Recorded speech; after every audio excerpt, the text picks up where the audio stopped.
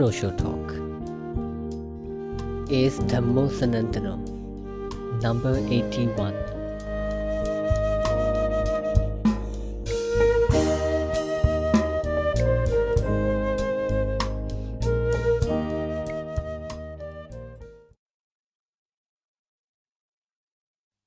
ददन्ति वे यथा सद्धं यथा प्रसादनं जनो तथयो मङ्को भवति परेशं पानभोजने न सो दिवा वा रतिं वा समाधिम् अधिगच्छति यस्य च तं समुच्छिन्नं मूलधर्यं समूहतं स वेदी वा रतिं वा समाधिम् अधिगच्छति नद्धि रागसमो अग्नि नद्धि दोषसमो गहो नद्धि मोहसमं जालं नद्धि तणः समानदी सुदर्शं वज्रमेघेशम् अत्तनोपनदूषं परेशं हि सो वज्राणि ओ पुणाति यथा भुसम् अत्तनोपनछा देति कलिं वकितवासठो परवज्रानुपस्सिस नित्यम् उच्छानसञ्जिनो आसवातस्य बद्धन्ति आरास आसवक्षया आकाशे च पदं नद्धि समणो नद्धि बाहिरे पपञ्झाभिरता प्रजा निपपञ्झा तथा गता आकाशे च पदं नद्धि समणो नद्धि बाहिरे संखारा सशस्ता नद्धि नद्धि बुद्धानमिञ्जितम्।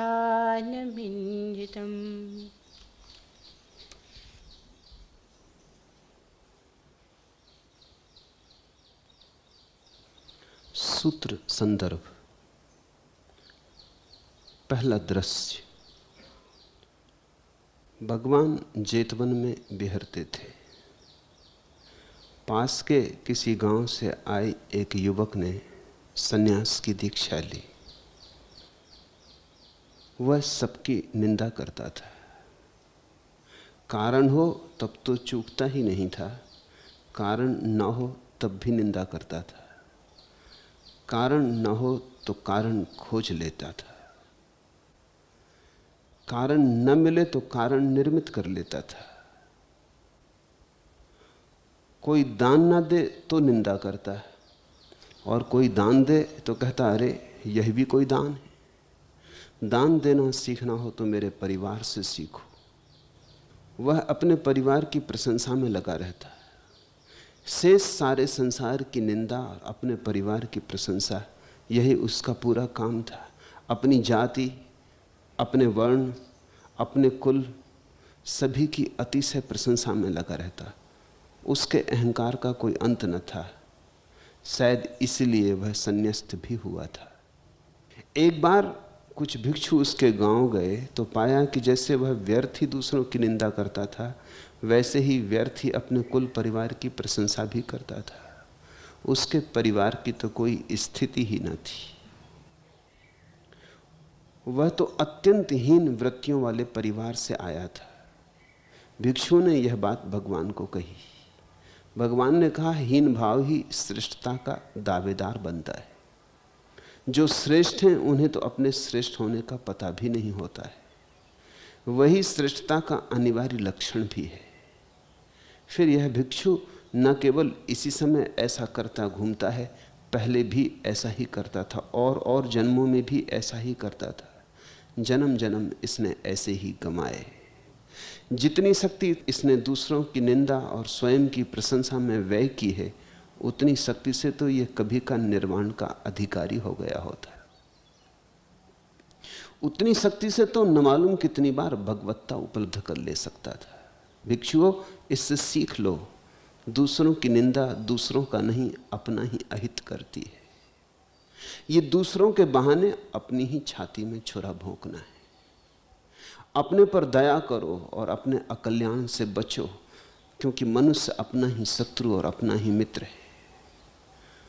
उस युवक ने अत्यंत क्रोध से पूछा, कोई दान न दे तो हम कैसा भाव रखें, कोई दुत्कारे तो हम कैसा भाव रखें, और कोई हमें तो दान ना दे और दूसरों को दान दे तो हम कैसा भाव रखें। उस दिन उसने भगवान को भगवान कहकर भी संबोधित नहीं किया।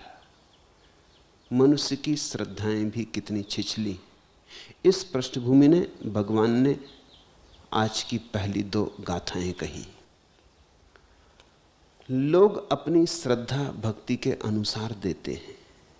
जो दूसरों के खान पान को देखकर सहन नहीं कर सकता, वह दिन या रात कभी भी समाधि को प्राप्त नहीं कर पाएगा। जिसकी ऐसी मनोवृत्ति उच्छिन्न हो गई है, समूल नष्ट हो गई है, वही दिन या रात कभी भी समाधि को प्राप्त करता है। ददाति वे यथा सद्धम यथा पसादनम जनो तत् यो मंकु भवति परेशम पान भोजने नासो देवा व रत्तिम व समाधिम अधिगच्छति यस् चातम समुच्छिन्नम मूल घंचम समूहतम सवे दिवा व रत्तिम व समाधि अधिगच्छति। तो पहले तो इस पृष्ठभूमि का ठीक ठीक विश्लेषण समझें। कथा छोटी सीधी सादी है, पर अत्यंत मनोवैज्ञानिक है। भगवान के पास एक युवक ने दीक्षा ली और कथा कहती है कि शायद इसलिए दीक्षा ली कि वो युवक अत्यंत अहंकारी था। यह बात पहले समझ लेने जैसी। लोग धन भी जोड़ते अहंकार के लिए और त्याग भी करते अहंकार के लिए। पहले अकड़ के चलते हैं कि कितना उनके पास है, फिर अकड़ के चलते हैं कि कितना उन्होंने छोड़ दिया। जितना उनके पास है उसे भी बहुत बहुत गुना करके बतलाते, जो छोड़ा है उसे भी बहुत बहुत गुना करके बतलाते। लेकिन हर हालत में आदमी अपने अहंकार को ही भजता है। मैं कुछ विशिष्ट हूं, मैं कुछ अनूठा हूं, अद्वितीय हूं, मैं कुछ अलग हूं, औरों जैसा नहीं हूं, मैं असाधारण हूं, सामान्य नहीं हूं। इसी चेष्टा में आदमी लगा रहता, कभी धन कमा के, कभी बड़ी दुकान चला के, कभी किसी बड़े पद पर प्रतिष्ठित होकर, कभी सबको लात मारकर। लेकिन सबके पीछे मूल आधार एक ही है कि मैं कोई साधारण आदमी नहीं। आदमी साधारण से बड़ा डरता है।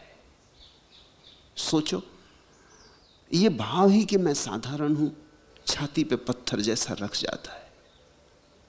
ये ख्याल ही कि मैं असाधारण हूं, विशिष्ट हूं, कुछ अनूठा हूं, और तुम्हें पंख लग जाते। लेकिन अगर तुम असाधारण हो तो सभी कुछ असाधारण है। पत्ते, फूल, पत्थर, चांद तारे, सभी कुछ असाधारण है। और अगर सभी कुछ असाधारण है तो फिर साधारण असाधारण का भेद ही क्या। जिन्होंने जाना है उन्होंने कहा है ना तो कोई साधारण है ना कोई असाधारण, अस्तित्व एक है। इसलिए कौन साधारण होगा, कौन असाधारण होगा? तो या तो कहो सभी साधारण है तब भी सच, या कहो सभी असाधारण है तब भी सच। लेकिन एक को साधारण और एक को असाधारण करने में भूल हो जाती, कोटियां बांटी की भूल हो जाती, वर्ग बांटे की भूल हो जाती, वर्ण बनाए की भूल हो जाती। कहा कि ब्राह्मण शूद्र, भूल हो गई। कहा कि ऊंचा नीचा, भूल हो गई। कहा कि शुभ अशुभ, भूल हो गई। जहां तक भेद है और जहां तक द्वंद्व है, वहां तक संसार है।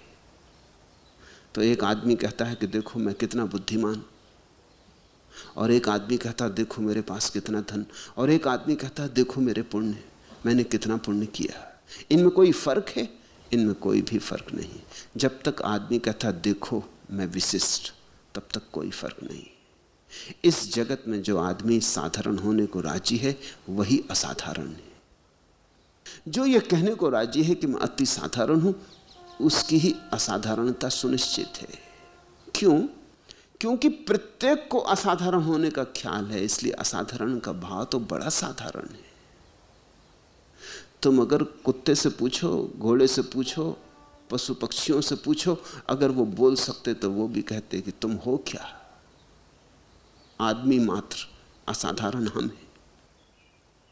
तुम पत्थर से पूछो, अगर पत्थर बोल सकता तो वो भी कहता कि तुम तो बस आदमी हो, आज हुए कल गए, हम सदा रहते हैं, हम असाधारण हैं। कोई ना कोई बात खोज ही लेगा जिसके कारण असाधारण की घोषणा हो सके। असाधारण की घोषणा में अहंकार है, साधारण होने के भाव में अहंकार विसर्जित हो गया। और मजा यह है कि साधारण होते ही तुम असाधारण हो जाते, क्योंकि साधारण होने की भावदशा बड़ी असाधारण भावदशा है। कभी कोई बुद्ध, कभी कोई कृष्ण, कभी कोई क्राइस्ट इस दशा को उपलब्ध होते हैं। ये कथा कहती उस युवक ने अहंकार के कारण ही शायद संन्यास लिया। यदि कोई अहंकार के कारण ही संन्यास ले तो संन्यास व्यर्थ हो गया। अहंकार से जाग के कोई संन्यास ले तो संन्यास की सार्थकता है। कोई ये देख के संन्यास ले कि अहंकार व्यर्थ है, दुख लाता है, नरक है, और अहंकार को छोड़कर जागे तो संन्यास है। नहीं तो संसार से सन्यासी हो गए, अहंकार वैसा का वैसा रहा तो रोग पुराना रहा, नाम बदल लिया। भीतर तो पुराना ही कचरा रहा, ऊपर रंग रोगन कर लिया। ये झूठ चल नहीं सकता, इस झूठ का कोई ज्यादा अर्थ नहीं है, ये प्रकट हो जाएगा। इसलिए युवक सन्यासी तो हो गया, लेकिन पुरानी आदत न छूटी। पुरानी आदत थी अपने को विशिष्ट मानने की। अब अपने को विशिष्ट मानना हो तो दूसरे कुछ भी नहीं है, यह सिद्ध करना जरूरी है। दूसरों की निंदा जरूरी है, अहंकार की छाया की तरह दूसरों की निंदा चलती है। दूसरे कुछ भी नहीं, ये बताना ही पड़ेगा, ये रोज रोज बताना पड़ेगा। तो वो युवक निंदा करने में संलग्न रहता, और अब निंदा कर भी सुविधा से सकता था क्योंकि सन्यासी था। तुम जाओ मंदिरों में, आश्रमों में, तुम्हारे तथाकथित साधु सन्यासी को सुनो, वो निंदा कर रहा है, वो उन चीजों की निंदा कर रहा है जिनका तुम भोग करने में आतुर उत्सुक हो। और शायद वो भी तुम्हें इसलिए प्रभावित करता है कि उन्हीं बातों की निंदा करता है जिनमें तुम्हारा रस है। तुम भी जानते हो कि तुम्हारा रस है, उसका भी रस है, नहीं तो निंदा कभी की खो गई होती। जब कोई साधु सन्यासी समझाता हो कि धन मिट्टी है, तो जानना कि उसे धन में अभी भी धन दिखाई पड़ता है, क्योंकि वो ये तो नहीं समझाता कि मिट्टी मिट्टी है, धन मिट्टी है। जब कोई साधु सन्यासी समझाता हो कि स्त्री के शरीर में क्या है, हड्डी मांस मज्जा मल मूत्र और कुछ भी नहीं है, जब वो तुम्हें ऐसा समझाता हो तो जान लेना उसे अभी स्त्री का रूप आकर्षित करता है। वो तुम्हें नहीं समझा रहा, तुम्हारे बहाने अपने को समझा रहा है। जब वो सांसारिक जीवन की निंदा करता हो तो वो ये कह रहा है कि देखो हम सन्यासी कैसे पवित्र, कैसे पुण्य को उपलब्ध, कैसे साधु, कैसे सरल, और देखो तुम अपना पाप और अपना नरक। वो अपने को ऊपर रख रहा है, वो तुम्हें नीचे रख रहा है। वस्तुतः जब किसी व्यक्ति के जीवन में साधुता का प्रकाश होता है तो वो तुम्हें नीचे नहीं रखता। वो तो कहता है तुम भी भगवान हो, तुम भी आत्मवान हो, तुम भी वही हो जहां मैं हूं। मुझे पता चल गया, तुम्हें पता नहीं चला, इतना सा भेद है। ये भी कोई खास भेद है? तुम्हारे जेब में 1000 रुपए पड़े, मेरी जेब में 1000 रुपए पड़े, मुझे पता चल गया, मैंने जेब में हाथ डाल लिया, तुमने हाथ नहीं डाला। ये भी कोई बड़ा भेद है? 1000 रुपए तुम्हारी जेब में भी पड़े, तुम जब हाथ डाल लोगे तभी उपलब्ध हो जाएंगे, ना भी हाथ डालो तो भी उपलब्ध हैं ही। जानने में फर्क हो सकता है, होने में कोई फर्क नहीं। बोध में फर्क हो सकता है, अस्तित्व में कोई फर्क नहीं। तुम में वही है जो बुद्ध में, तुम में वही है जो कृष्ण में, रत्ती भर कम नहीं। तुम में वही है जो मुझ में, रत्ती भर कम नहीं। सिर्फ तुमने कभी अपनी गांठ खोलकर देखी नहीं, तुमने कभी अपने भीतर टटोला नहीं। बस टटोलने का फर्क है। जिस दिन टटोल लोगे उसी दिन हो जाएगा। ऐसा नहीं कि तुम पापी हो, परमात्मा पापी कैसे हो सकता है? ऐसा नहीं कि तुम नारकीय हो, परमात्मा कैसे नारकीय हो सकता है? तुम हो तो परम अवस्था में, लेकिन तुम लौट के अपनी तरफ देखते नहीं। तुम्हारी आंखें बाहर भटक रही, बाहर भटकती आंखें भीतर के खजाने से अपरिचित रह जाती। बस इतना ही फर्क है। फिर अगर साधु को भी यह ना दिखाई पड़े कि फर्क ना के बराबर है, ना कुछ है, तो फिर किसको दिखाई पड़ेगा? बुद्ध से किसी ने पूछा कि जब आप ज्ञान को उपलब्ध हुए फिर क्या हुआ? बुद्ध ने कहा फिर एक बात घटी, जिस दिन मैं ज्ञान को उपलब्ध हुआ उसी दिन सारा संसार मेरे लिए ज्ञान को उपलब्ध हो गया। उस दिन से मैंने अज्ञानी नहीं देखा। बुद्ध का सारा जीवन लोगों को यही समझाने में बीता कि तुम अज्ञानी नहीं हो, तुम जिद करते हो कि हम अज्ञानी, और बुद्धों का सारा प्रयास यही है समझाना कि तुम नहीं हो, तुम्हारी भ्रांति तोड़नी है। तुम मालिक हो, तुमने गुलाम समझा हुआ। तुम विराट हो, तुमने छोटे के साथ अपना संबंध बना लिया। आंखें आकाश की तरफ उठाओ, सारा आकाश तुम्हारा है, तुम आंखें जमीन पर गड़ाए खड़े हो। इससे यह नहीं होता कि आकाश तुम्हारा नहीं रहा, सिर्फ तुम्हारी आंखें छोटे में उलझ गई। मगर आंखों की क्षमता आकाश को भी समा लेने की है। कितने ही छोटे में उलझे रहो, जिस दिन आंख उठाओगे उस दिन पूरा आकाश तुम्हारी आंखों में प्रतिबिंबित हो उठेगा। बुद्ध ने कहा जिस दिन मैं ज्ञान को उपलब्ध हुआ सारा संसार ज्ञान को उपलब्ध हुआ। आदमियों की तो छोड़ ही दो, पशु पक्षी पौधे सब आत्मज्ञान को उपलब्ध हो गए। आत्मज्ञानी जब अपने खजाने को देखता है उसी क्षण उसे दिखाई पड़ जाता सब खजाना लिए चल रहे, सबके भीतर दीप्त है वो दिया, सबके भीतर रोशनी जल रही। अजीब है हालत कि लोग अपनी रोशनी नहीं देखते, भागे चले जा रहे हैं रोशनी की तलाश में, भागे चले जा रहे हैं धन की तलाश में, और धन भीतर पड़ा है। ऐसा धन जिसे तुम चुकाओ तो भी चुके नहीं, जिसे तुम उलीचो तो उलीच ना पाओ, जिसे तुम फेंकते जाओ और बढ़ता चला जाए, ऐसा धन, ऐसा परम धन भीतर पड़ा है। बुद्ध पुरुष तुम्हें पापी से पुण्यात्मा नहीं बनाते, तुमने अपने को देखा नहीं है, बस तुम्हें अपने को देखने की सूझ सीख देते हैं। यह युवक सबकी निंदा में संलग्न रहता है। कारण हो तब तो चूकता ही नहीं था, तब तो चूके ही कैसे। जिसको निंदा करनी है वो कारण होगा तब तो चूकेगा ही नहीं, कारण नहीं होगा तब कारण निर्मित करेगा।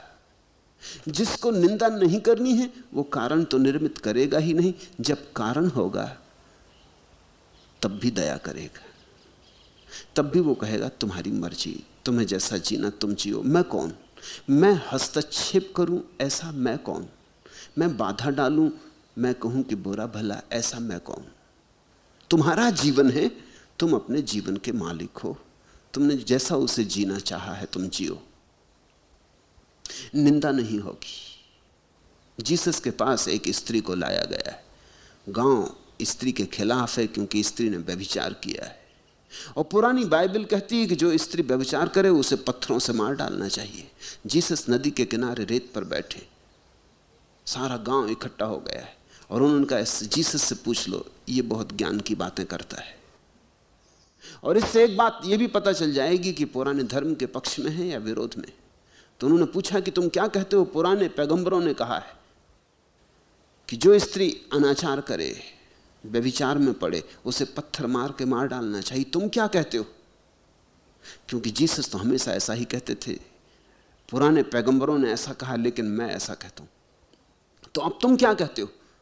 जीसस ने कहा पुराने पैगंबरों ने कहा है कि जो तुम्हें ईंट मारे उसे तुम पत्थर मारना, और जो तुम्हारी एक आंख फोड़े तुम उसकी दूसरी भी फोड़ देना। लेकिन मैं तुमसे कहता हूं कि जो तुम्हारे एक गाल पे चांटा मारे तुम दूसरा गाल भी उसके सामने कर देना, और जो तुम्हारा कोट छीन ले कमीज भी उसे दे देना, और जो तुमसे कहे 1 मील तक इस बोझ को ढो, तुम 2 मील तक उसके साथ चले जाना। मैं तुमसे ऐसा कहता हूं। तो उन्होंने कहा अब तुम क्या कहते हो? पुराने पैगंबर कहते हैं पत्थर मार के इसे मार डालना। उन्होंने एक उपाय खोजा था जीसस को फांसने का। या तो जीसस कहेंगे पुराने पैगंबर गलत कहते हैं, तो भी वो जीसस पर नाराज होते। तो एक तुम ही पैगंबर हो, अब तक सब ना समझ ही हुए। या जीसस कहेंगे पुराने पैगंबर ठीक कहते हैं, तो हम कहेंगे फिर क्या हुआ तुम्हारे उस प्रेम के सिद्धांत का कि कोई एक गाल पे चांटा मारे तो दूसरा कर देना। पत्थर मार के मारने को मार डालने को कहते हो, हत्या के लिए कहते हो। दोनों हालत में जीसस फंस जाएंगे। गांव बड़ा उत्सुक था। गांव का जो रबाई था, जो धर्मगुरु था, वो भी आगे खड़ा था। आगे पूछो इस युवक से ये क्या कहता है। और जीसस ने एक क्षण सोचा और कहा आप पत्थर उठा लें। नदी का किनारा था, पत्थर तो पड़े ही थे, ढेर लगे थे, लोगों ने पत्थर उठा लिए। और जिस ने कहा अब मैं कहता हूं जिस आदमी ने कभी व्यभिचार न किया हो या व्यभिचार का विचार न किया हो, वो पहला पत्थर मारे। वो जो आगे खड़े बड़े बुजुर्ग थे धीरे धीरे भीड़ में पीछे हट गए। धर्मगुरु भी भीड़ में भीतर सरक गया। धीरे धीरे भीड़ छट गई। जीसस और वो स्त्री अकेले वहां छूट गए। वो स्त्री तो उनके पैरों में गिर पड़ी। उसने कहा तुमने मुझे जीवन दान दिया, तुमने मुझे बचा लिया, अन्यथा आज वे मुझे मार डालते। लेकिन पाप तो मैंने किया है। उनसे तो मैं इंकार भी करती रही, तुमसे मैं इंकार भी कैसे करूं? पाप तो मैंने किया है, अब तुम मुझे जो सजा देना चाहो दो। जीसस ने कहा मैं तुझे सजा देने वाला कौन? ये तेरे और तेरे परमात्मा के बीच की बात है, मैं बीच में आने वाला कौन? अगर तुझे लग गया कि पाप है तो अब मत करना, और अगर तुझे लगता हो कि पाप नहीं है तो तेरी मर्जी। जो तुझे पाप न लगे तो जरूर करना। रही बात निर्णय की, तो तेरा परमात्मा और तेरे बीच निर्णय होगा। मैं कौन हूं बीच में? उस स्त्री के जीवन में क्रांति घट गई। क्रांति घट गई इसलिए कि इस आदमी ने निंदा नहीं की। इसने कहा मैं कौन हूं। इस आदमी ने कोई वक्तव्य भी ना दिया। इसने ये भी ना कहा कि ये पाप है। इसने कहा तुझे पाप लगता हो तो छोड़ देना। जब तुम्हें पाप लगता है तो छूट ही जाता है, छोड़ना भी नहीं पड़ता। दूसरे के कहने से कोई छोड़ता है। और निंदा तो करना ही मत, निर्णय तो लेना ही मत। दूसरे आदमी के हम मालिक नहीं हैं। उसकी स्वतंत्रता परम है, उसकी गरिमा परम है। उसके ऊपर निंदा का एक शब्द भी उठाना सिर्फ अपनी हीनता की घोषणा है। लेकिन वो युवक कारण होता तब तो चूकता ही कैसे? कारण को खूब बढ़ा चढ़ा लेता होगा। कारण न हो तब भी कारण खोज लेता था, निर्मित कर लेता था। कोई दान न दे तो निंदा करता कि देखो कृपण, देखो कंजूस, मरेगा पापी, नरकों में सड़ेगा, इसी धन की ढेरी पर सांप बन के बैठेगा जब मरेगा तो निंदा करता। और कोई दान देता तो कहता अरे ये भी कोई दान है। दान देना सीखना हो तो मेरे परिवार से सीखो। ये क्या मुट्ठी मुट्ठी दे रहे हो? अगर कोई किसी दूसरे को दान देता तब तो वो बहुत ही निंदा करता है। उसको देता तब भी नहीं छोड़ पाता था निंदा करना, लेकिन दूसरे को देता तब तो वो बहुत ही निंदा करता। इसके साथ ही साथ उसका दूसरा काम था अपने परिवार की प्रशंसा, अपनी जाति की प्रशंसा, अपने वर्ण की प्रशंसा। ख्याल करना, तुम जब अपने देश की प्रशंसा करते, अपनी जाति की, अपने वर्ण की, अपने धर्म की, अपने कुल परिवार की, तो तुम वस्तुतः क्या कर रहे हो? तुम प्रकारांतर से अपनी प्रशंसा कर रहे हो। जब तुम कहते हो भारत देश धन्य, तो तुम क्या कह रहे हो? तुम ये कह रहे हो कि मैं भारतवासी हूं। अगर तुम चीन में पैदा हुए तो होते तो तुम कभी ना कहते भारत देश धन्य, तुम कहते चीन देश धन्य। तुम जहां पैदा होते वही देश धन्य होता। ये देश की प्रशंसा नहीं है, ये बड़ी तरकीब से अपनी प्रशंसा है, ये आत्म प्रशंसा है। तुम कहते हो हिंदू कुल धन्य, जैन से पूछो वो कहता है जैन कुल धन्य, बौद्ध से पूछो वो कहता है बौद्ध कुल धन्य। ये संयोग की बात है कि तुम जैन घर में पैदा हो गए इसलिए जैन कुल धन्य हो गया। ये संयोग की बात है कि तुम हिंदू घर में पैदा हो गए इसलिए हिंदू कुल धन्य हो गया। ये विष भरी बातें हैं, लेकिन इनको तुम इस तरह दोहराते हो कि तुमने जैसे विचार ही नहीं किया इन पर। अब ये बड़े मजे की बात है कि जो लोग निरअहंकार की शिक्षा देते हैं वो भी इन बातों में पड़े। तुम जैन मुनि से जाके पूछो तो वो कहेगा जैन कुल में पैदा होना बड़े पुण्यों से होता है। बाकी आदमी कोई आदमी थोड़ी, बाकी आदमी तो बस नाम मात्र के आदमी। जैन कुल में पैदा होना बड़े पुण्यों से होता है, जन्म जन्म के पुण्यों से होता है। अब यही आदमी रोज समझाता है निरहंकार, अहंकार छोड़ो, और बड़ी गहराई में अहंकार को पोषण दे रहा है। तुम ब्राह्मण से पूछो वो कहता है ब्राह्मण होना कोई साधारण बात थोड़ी, असाधारण बात है। तुम पुरुष से पूछो, पुरुष कहता है पुरुष होने में धन्यता है, स्त्री होने में दुर्भाग्य। शास्त्रों में लिखा है पहले तो मनुष्य होना बहुत दुर्लभ, फिर पुरुष होना बहुत दुर्लभ, फिर ब्राह्मण होना और भी दुर्लभ, फिर इस भारत देश में पैदा होना। ये तो धर्म देश है, यहां तो सदा धर्म की धारा बहती रही, यहां पैदा होना और भी दुर्लभ। बाकी सब तो मलेच्छ, मगर यही धारणा उनकी भी है। और तुम ये मत सोचना कि बड़े बड़े मुल्कों की, छोटे से छोटे मुल्क की भी धारणा यही है। ये धारणा मनुष्य के अहंकार की है। दुनिया में 300 धर्म है और सभी धर्मों के मानने वालों की यही धारणा है। और दुनिया में कितने देश हैं, सभी देशों की यही धारणा है। और अब तो स्त्रियों ने भी घोषणा करनी शुरू कर दी, और ठीक किया है, क्योंकि बहुत हो गया। अब पश्चिम में स्त्रियां घोषणा कर रही हैं कि स्त्री होना धन्य भाग है, पुरुष होने में क्या रखा है। पूरब के देशों में बूढ़ों के हाथों से शास्त्र लिखे गए तो बूढ़े कहते हैं बूढ़ों का आदर करो, क्योंकि बूढ़ों ने शास्त्र लिखे। पश्चिम में जवान किताबें लिख रहे हैं, वो कहते हैं कि 30 साल के ऊपर किसी आदमी का भरोसा ही मत करना। मैं एक बड़ी मजेदार घटना कल पढ़ रहा था। जेरी रूबिन, जिसने इस बात का नारा दिया अमेरिका में कि 30 साल के ऊपर के आदमी का भरोसा मत करना, 30 साल के बाद आदमी बेईमान हो ही जाते, वो ये भूल ही गया ये कहने में कि 30 साल के ऊपर उसको भी एक दिन होना पड़ेगा। जब उसने ये कहा था तब वो 26 साल का था, भूल ही गया होगा जोश खरोश में। फिर वो 32 साल का हो गया। अमेरिका में उसके पीछे एक आंदोलन चला, इप्पी, और इप्पियों ने सारे अमेरिका में तहलका मचा दिया कि 30 साल के ऊपर जितने लोग सब बेईमान। फिर एक दिन ऐसा आया कि वो 30 साल के ऊपर हो गए। एक दिन वो होटल से बाहर निकला जहां ठहरा हुआ था, बाहर आया तो देखा कि उसकी कार में किसी ने आग लगा दी। वो बहुत हैरान हुआ कि किसने ये किया है। जब पास गया तो पता चला वहां एक तख्ती लगी, उस पर लिखा है कि जेरी रूबिन अब तुम 30 साल के ऊपर के हो गए, अब हमारे नेता नहीं रहे। जिनका उसने आंदोलन खड़ा किया था वही उसके विरोध में हो गया, क्योंकि वो 30 साल के ऊपर हो गया। तब उसको पता चला, अभी मैं उसकी किताब पढ़ रहा था, उसने लिखा कि तब मुझे पता चला कि 30 साल के ऊपर एक दिन मुझे भी होना पड़ेगा, तब मैं ही झंझट में पड़ूंगा। पश्चिम में युवक किताबें लिख रहे हैं तो बूढ़ों का सम्मान नहीं, पूरब में बूढ़ों ने किताबें लिखी तो युवकों का सम्मान नहीं। किसी दिन अगर बच्चे किताबें लिखेंगे तो जवानों का भी सम्मान नहीं रह जाएगा। पुरुषों ने किताबें लिखी तो स्त्रियों का अपमान, स्त्रियां किताबें लिखती हैं तो पुरुषों का अपमान। आदमी किस किस भांति अपने अहंकार की पूजा किए चला जाता। हम जो हैं हम प्रकारांतर से उसकी प्रशंसा करते, इससे जागना, ये अहंकार के सूक्ष्म सहारे हैं।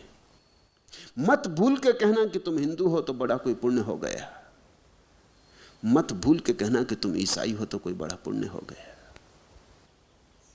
पुण्य तो उस दिन होगा जिस दिन तुम ना कुछ हो जाओगे, उसके पहले कोई पुण्य नहीं है। न तुम्हारा कोई देश रहेगा, न कोई जाति रहेगी, न कोई कुल रहेगा, न स्त्री पुरुष का भाव रहेगा। पुण्य तो उस दिन होगा, धन्यता तो उस दिन होगी जिस दिन तुम्हारे ऊपर कोई रोग न रह जाएंगे, कोई तादाद न रह जाएगा। तुम ये कह ही ना सकोगे कि मैं हिंदू, कि मुसलमान, कि ईसाई, कि जैन। तभी तुम धन्य होगे। उसके पहले तो धन्यता झूठी है। वह युवक शायद इसीलिए संन्यास्त भी हुआ था, ताकि वो कह सके कि देखो मैं संन्यास्त हूं, सारा जगत पापी है। संन्यास का मजा ही यही है। उससे तुम्हें बड़ी सुगम सुविधा मिल जाती सारी दुनिया को निंदा करने की। संन्यास्त होते से ही तुम एकदम शिखर पर विराजमान हो जाते हो। एक क्षण पहले सड़क पर थे, एक क्षण बाद शिखर पर विराजमान हो जाते हो। तुम देखते हो जी दीक्षाएं होती तो कितना शोर शराबा, जुलूस निकलता और बड़ी उत्सव मनाया जाता कि कोई सज्जन दीक्षा ले रहे हैं। इसमें उत्सव की क्या बात है? मैं संन्यास देता हूं तो जरा भी आहट नहीं होने देता, क्योंकि आहट की क्या बात है, इसमें उत्सव की क्या बात है? उत्सव तो अहंकार की ही पूजा है। उत्सव का तो मतलब यह हुआ कि तुमने दीक्षा लेने वाले का खूब अहंकार पोषित कर दिया, अब ये अकड़ के चलेगा। देखते हैं जैन मुनि हाथ जोड़ के किसी को नमस्कार नहीं करता, कर नहीं सकता, क्योंकि वो कहता है मुनि और नमस्कार करे। गृहस्थों को, श्रावकों को, गैर सन्यासियों को नमस्कार करे मुनि। मुनि सिर्फ आशीर्वाद दे सकता, नमस्कार नहीं कर सकता। ये तो हद हो गई। और उनसे जो कि निरअहंकार की बात करते हो, ये हाथ जोड़ के नमस्कार भी नहीं कर सकते। इन्हें दूसरे में सिर्फ ग्रस्त दिखाई पड़ रहा है, दूसरे में छिपा परमात्मा दिखाई नहीं पड़ता। ये सब अहंकार के ही नए नए रूप हैं, नए नए ढंग हैं। तो संन्यास्त हो गया युवक। कथा बड़ी मीठी है, कहते कि शायद इसीलिए संन्यास्त हुआ कि ये अहंकार में एक और नया पंख लग जाएगा, एक नया रंग लग जाएगा। एक बार कुछ भिक्षु उसके गांव गए तो पाया कि वो व्यर्थ ही दूसरों की निंदा करता है और व्यर्थ ही अपने कुल की प्रशंसा करता है। उसके कुल में तो कुछ था ही नहीं, कुछ खास बात ही न थी। वो तो साधारण लोग थे, साधारण से भी गए बीते लोग थे। बड़े हीन कुल से वो आया था, बड़ी हीन वृत्तियों वाले कुल से आया था। भिक्षु ने यह बात भगवान से कही। 2500 साल पहले बुद्ध ने जो वक्तव्य दिया उस पर फ्रायड और जुंग को ईर्षा हो। एडलर परेशान होता अगर इस वक्तव्य का उसे पता चल जाता, क्योंकि एडलर ने अभी जो मनोविज्ञान विकसित किया है उसका मौलिक आधार इंफीरियरिटी कॉम्प्लेक्स है, हीनता की ग्रंथि। वो कहता है जो लोग जितने हीन होते हैं उतने ही श्रेष्ठ होने का दावा करते हैं। काश उसे बुद्ध की ये कथा पता होती तो उसे ये ख्याल पैदा नहीं होता कि उसने कोई अनूठी बात खोज ली। तुम अगर पुराने शास्त्रों में गहरे उतरो तो तुम चकित हो जाओगे, शायद कोई अनूठी बात खोजने को बची नहीं। होना भी ऐसी चाहिए। कितने अनंत काल से आदमी सोचता रहा है, सब पहलू देख लिए गए, सब परतें उलट ली गई, सब द्वार खोल लिए गए, मगर वहां भी अहंकार का एक खेल चलता है। हर युग कहता है कि जो हमने खोजा वो किसी ने नहीं खोजा, और हर आदमी कहता है कि जो मैं जानता हूं वो कोई नहीं जानता, मैं मौलिक हूं। ये सदियों से आदमी सोचता रहा है, हजारों वर्षों से आदमी चिंतन करता रहा है। बड़े बड़े मनीषी हुए, बचा कैसे होगा कुछ तुम्हारे लिए मौलिक होने को?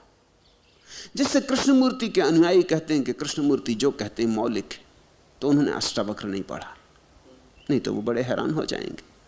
कृष्णमूर्ति का एक भी वक्तव्य नहीं है जो अष्टावक्र वक्तव्य से आगे जाता हो। खैर कृष्णमूर्ति तो शास्त्र पढ़ते नहीं, उनकी जिद है कि वो पुराने शास्त्र पढ़ेंगे नहीं, चलो उनको क्षमा किया जा सकता है। मगर उनके शिष्य जो दावा करते हैं उनको तो कम से कम इधर उधर देखना चाहिए, इसके पहले कि मौलिक होने का दावा हो। ऐसा एक वक्तव्य नहीं है जो आदमी दे सके जो कि पहले नहीं दिया गया हो। यह हो सकता है कि समय ने बहुत धूल जमा दी हो, दूरी हो गई हो, हम भूल भी गए हो, लेकिन जो भी आज है वो कल भी था, परसों भी था, कल भी होगा, परसों भी होगा। हमारी मूढ़ता वैसी ही है जैसे गुलाब का एक फूल जो आज खिला है वो खिलते ही से कहे ऐसा फूल पृथ्वी पर कभी नहीं खिला।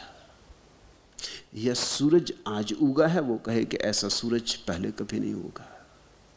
कि रात तारे आकाश में फैले हों और घोषणा कर दें कि ऐसी तारों भरी रात पहले कभी नहीं हुई।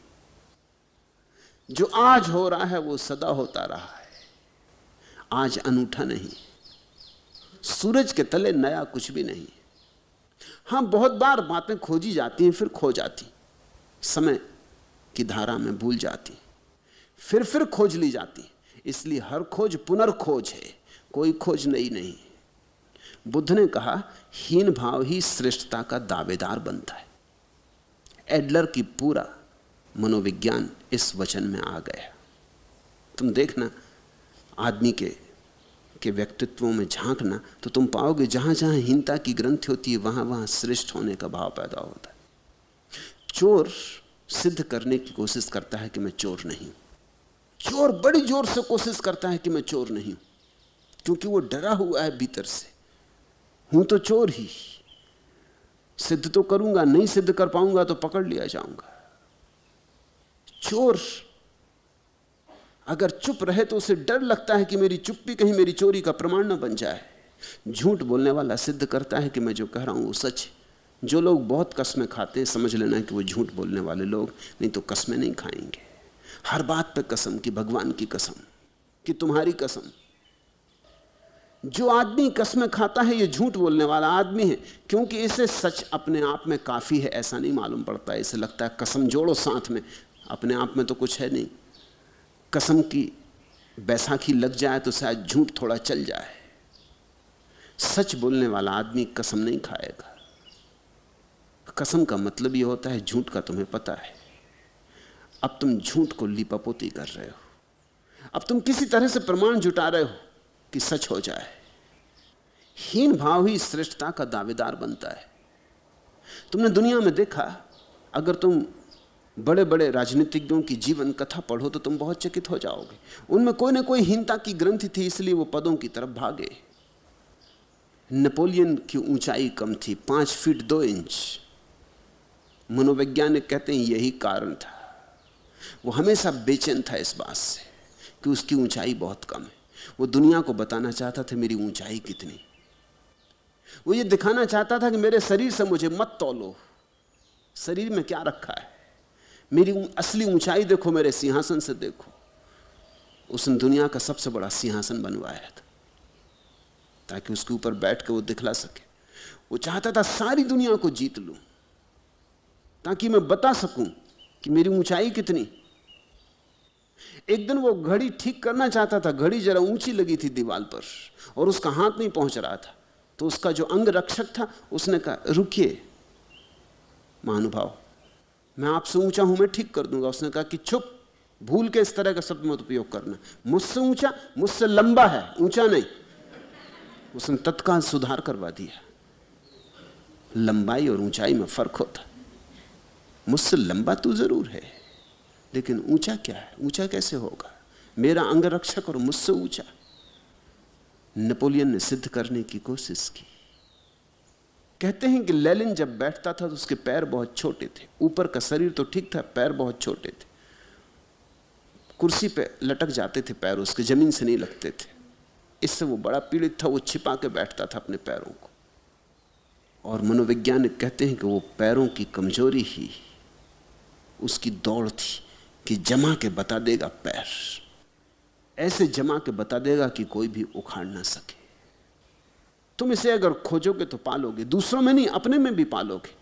तुम अपने में भी पालोगे कि कौन सी चीज तुम्हें बेचैन किए जा रही, कौन सी बात तुम्हें घाव की तरह खटक रही है, उसी के कारण तुम दौड़ रहे हो। जिसके सब घाव भर गए उसकी कोई पदाकांक्षा नहीं रह जाती, कोई महत्वाकांक्षा नहीं रह जाती।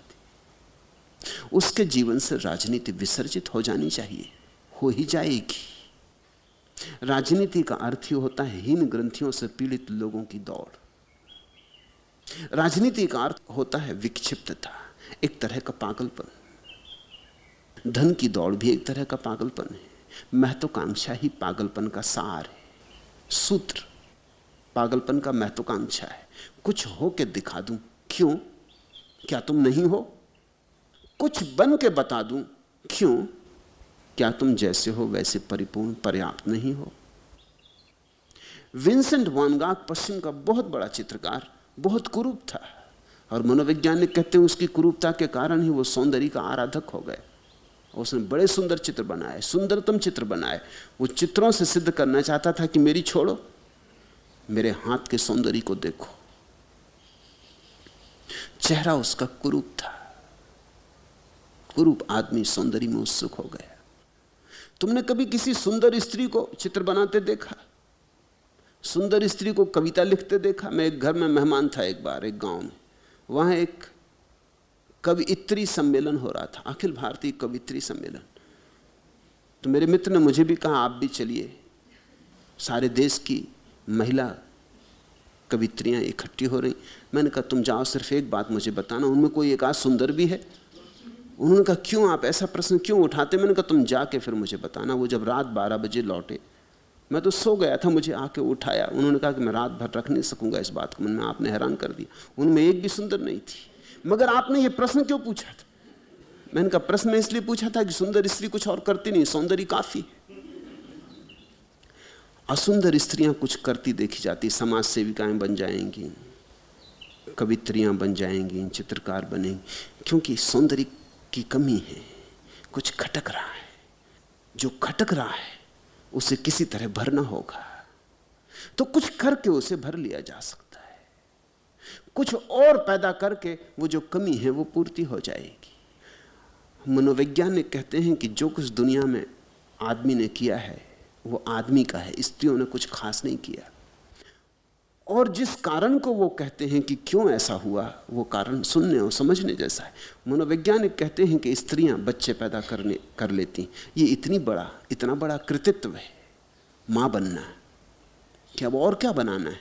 एक मूर्ति बनाने से क्या होगा, एक जिंदा मूर्ति पैदा करती। एक चित्र बनाने से क्या होगा, एक जिंदा तस्वीर पैदा कर दी, एक जिंदा चेहरा पैदा कर दिया, जीवित आंखें, चलता फिरता बच्चा पैदा कर दिया। इससे बड़े सौंदर्य का और क्या जन्म होगा।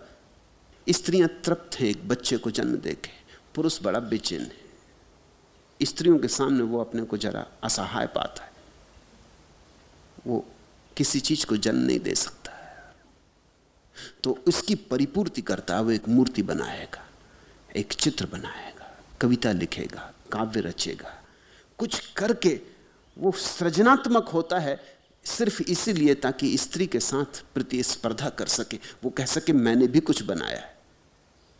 और धीरे धीरे उसने इतनी चीजें बना डाली कि स्त्री बेचैनी अनुभव करती, उसे लगने लगा कि मैं कुछ भी नहीं कर रही हूं, मुझसे कुछ नहीं हो रहा है। पुरुष ने इतना बना डाला, तुम चकित होगे। जिन कामों में स्त्रियों को ही खोज करनी चाहिए उनमें भी पुरुष ही खोज करता है। पाक शास्त्र भी पुरुष लिखते हैं, स्त्रियां नहीं लिखती। और दुनिया की बड़ी होटलों के जो बड़े से बड़े भोजन बनाने वाले लोग हैं, रसोई हैं, वो पुरुष हैं, स्त्रियां नहीं। क्यों? स्त्री तृप्त है, पुरुष अतृप्त है। कुछ बात खटक रही, कुछ कम है, कुछ खाली जगह, तो कुछ करके इसे पूरा कर लेना। कुछ भी करने से पूरा नहीं होता,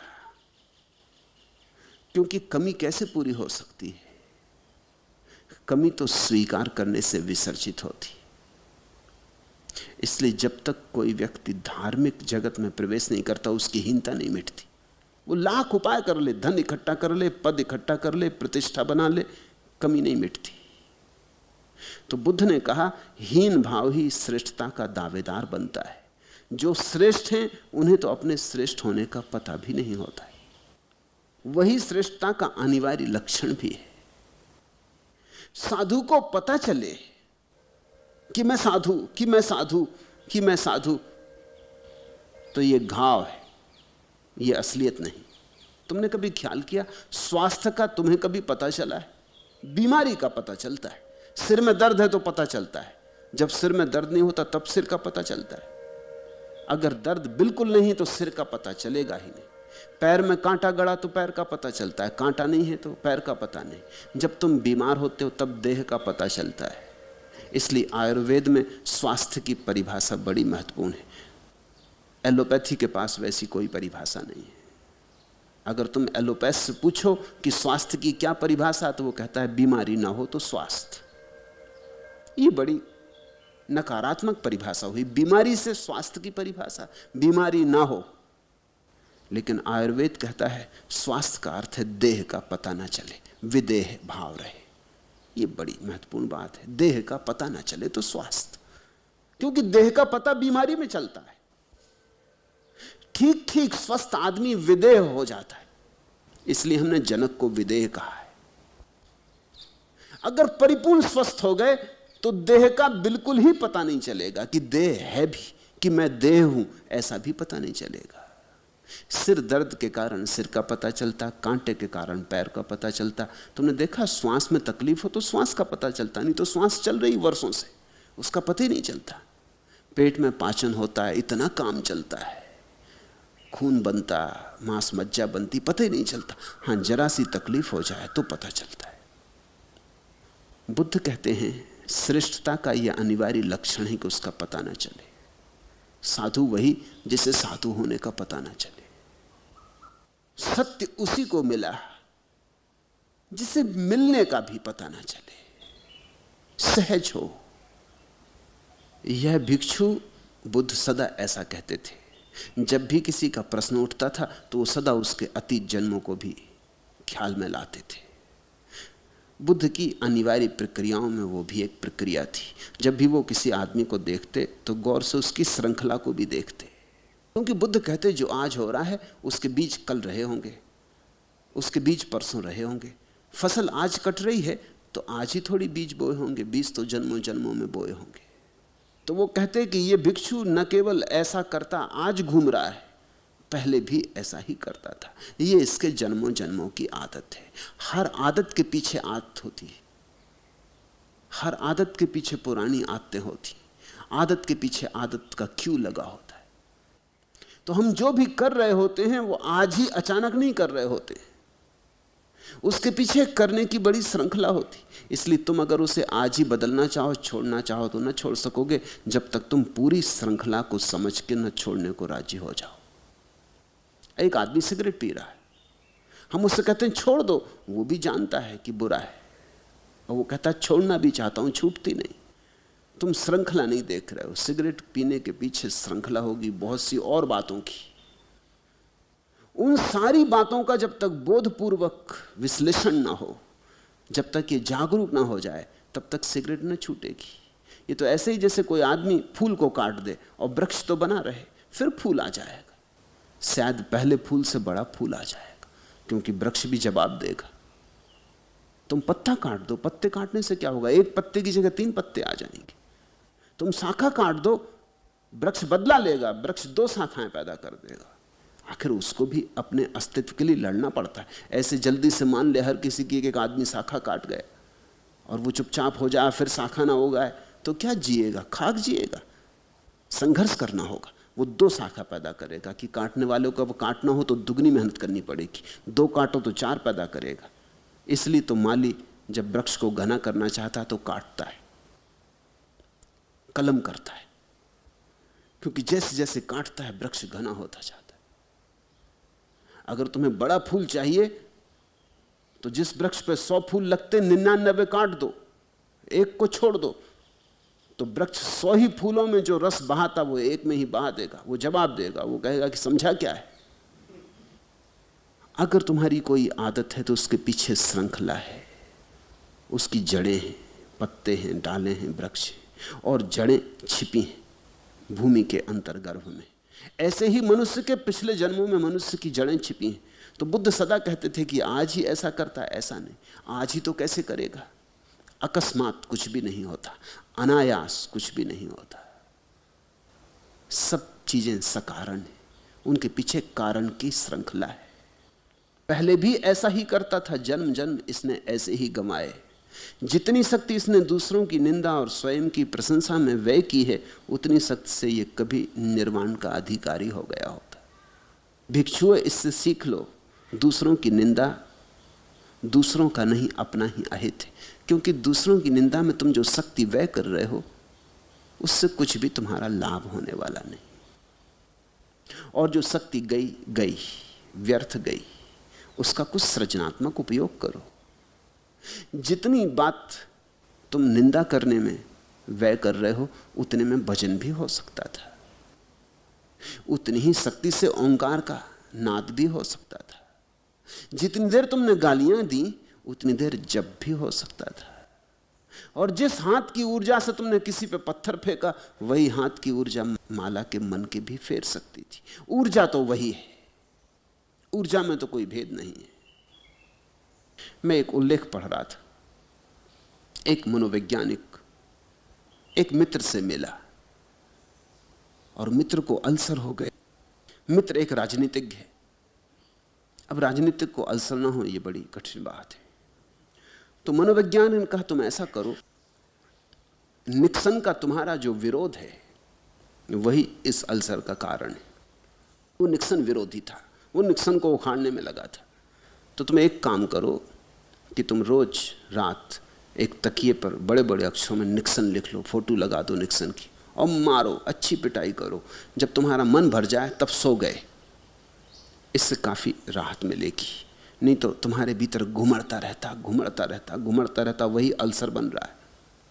वो राजनीतिक घासा, उसने कहा, तुमने समझा क्या? ये मुझे पता है कि तकिया निक्सन नहीं है। मैं तो असली निक्सन को जब तक न पीट लूं तब तक तृप्ति नहीं हो सकती। अल्सर रहें कि जाएं। तकिया तकिया है, तुम किसको धोखा दे रहे हो? तो उस मनोवैज्ञानिक ने कहा, फिर ऐसा, अगर ऐसे ही है तो फिर लकड़ी काटना शुरू कर दो। ये बात आई गई हो गई। 4 महीने बाद, संयोग की बात, उस राजनीतिक ने लकड़ी तो काटी भी नहीं, लेकिन 4 महीने बाद किसी मित्र के साथ पहाड़ पर विश्राम को गया। और उस पहाड़ी स्थान पर जहां वे रुके थे, ना बिजली का इंतजाम था ना कुछ, तो लकड़ियां काटनी पड़ी। लकड़ियां काट के ही घर को गर्म भी करना, पानी भी उबालना, खाना भी बनाना। तो उसने लकड़ियां काटी। 1 महीने पहाड़ पर था, लकड़ियां काटता रहा। जब लौट के आया और डॉक्टरों को दिखाया तो उन्होंने कहा, चमत्कार, तुम्हारे अल्सर खो गए। तब उसे याद आया कि उस मनोवैज्ञानिक ने, मेरे मित्र ने कहा था कि फिर लकड़ियां काटने लगो। तो लकड़ियां काटने से अल्सर कैसे खो गए? ऊर्जा तो वही है। अगर भीतर घुमड़ती रहे तो अल्सर बन सकती है, बाहर निकल जाए तो लकड़ी काट सकती है। तुम्हारे पास ऊर्जा एक ही है। इससे तुम गाली देते हो, इसी से तुम प्रभु स्मरण करते हो। यही ऊर्जा धन की तलाश में जाती, यही ऊर्जा ध्यान की तलाश करती, यही ऊर्जा संसार बनती, यही ऊर्जा निर्वाण बन जाती। इसलिए बुद्ध ने कहा, इतनी शक्ति अगर इसने अपनी खोज में लगाई होती तो अब तक भगवत्ता को उपलब्ध हो गया होता, भगवान हो गया होता। इससे कुछ सीख लो, अपने पर दया करो। बुद्ध सदा कहते थे अपने पर दया करो, वो नहीं कहते थे दूसरों पर दया करो। दूसरों पर तुम कैसे दया करोगे जब तक अपने पर ही दया नहीं की? जो आदमी अपने पर ही नाराज है वो इस पूरे संसार पर नाराज रहेगा, और जो आदमी अपने पर दया करता है वो किसी पर नाराज ना रहेगा। जिसने अपने को प्रेम करना सीख लिया वो सारे संसार को प्रेम करना सीख लेगा। मैं भी तुमसे यही कहता हूं कि अपने को प्रेम करो, अपने पर दया करो। तुमने अपनी खूब हानि की है, और अक्सर तुम सोचते हो दूसरों की हानि कर रहे हो, तभी तुम अपनी हानि कर रहे होते हो। तुमने जो जो पत्थर दूसरों पर फेंके वो तुम्हारी छाती में ही चुभ गए, और तुमने जो तीर दूसरों को मिटाने के लिए चलाए उन्हीं का विष तुम्हें खाया जा रहा है। तुमने जो गड्ढे दूसरों के लिए खोदे उन्हीं में तुम गिर गए हो। इस जगत में तुम जो गड्ढे दूसरों के लिए खोदते हो वो अंततः तुम्हारी ही कब्र सिद्ध होते। अपने पे दया करो और अपने अकल्याण से बचो। मनुष्य अपना ही शत्रु और अपना ही मित्र है। अगर तुम अपनी ऊर्जा का सम्यक उपयोग कर लो तो मित्र, असम्यक उपयोग करो तो शत्रु। उस युवक ने बड़े क्रोध से कहा, कोई दान ना दे तो हम कैसा भाव रखें? उसको लगा होगा ये क्या फिजूल की बात कर रहे हैं, कोई दान ना दे तो हम कैसा भाव रखें? जैसे कि दान देना दूसरों का कर्तव्य ही है, देना ही चाहिए। तुमने देखा कभी भिखारी दरवाजे पर खड़ा हो जाता है, अगर न दो तो तुम्हें पापी समझता है, न दो तो वो इस तरह जाता है कि जैसे तुमसे जैसा जघन्य अपराधी उसने कभी नहीं देखा। जैसे कि ये तो बड़ी कृपा थी उसकी, उसने तुम्हारे द्वार पर भिक्षा मांगी, तुम पर बड़ा अनुग्रह किया था उसने।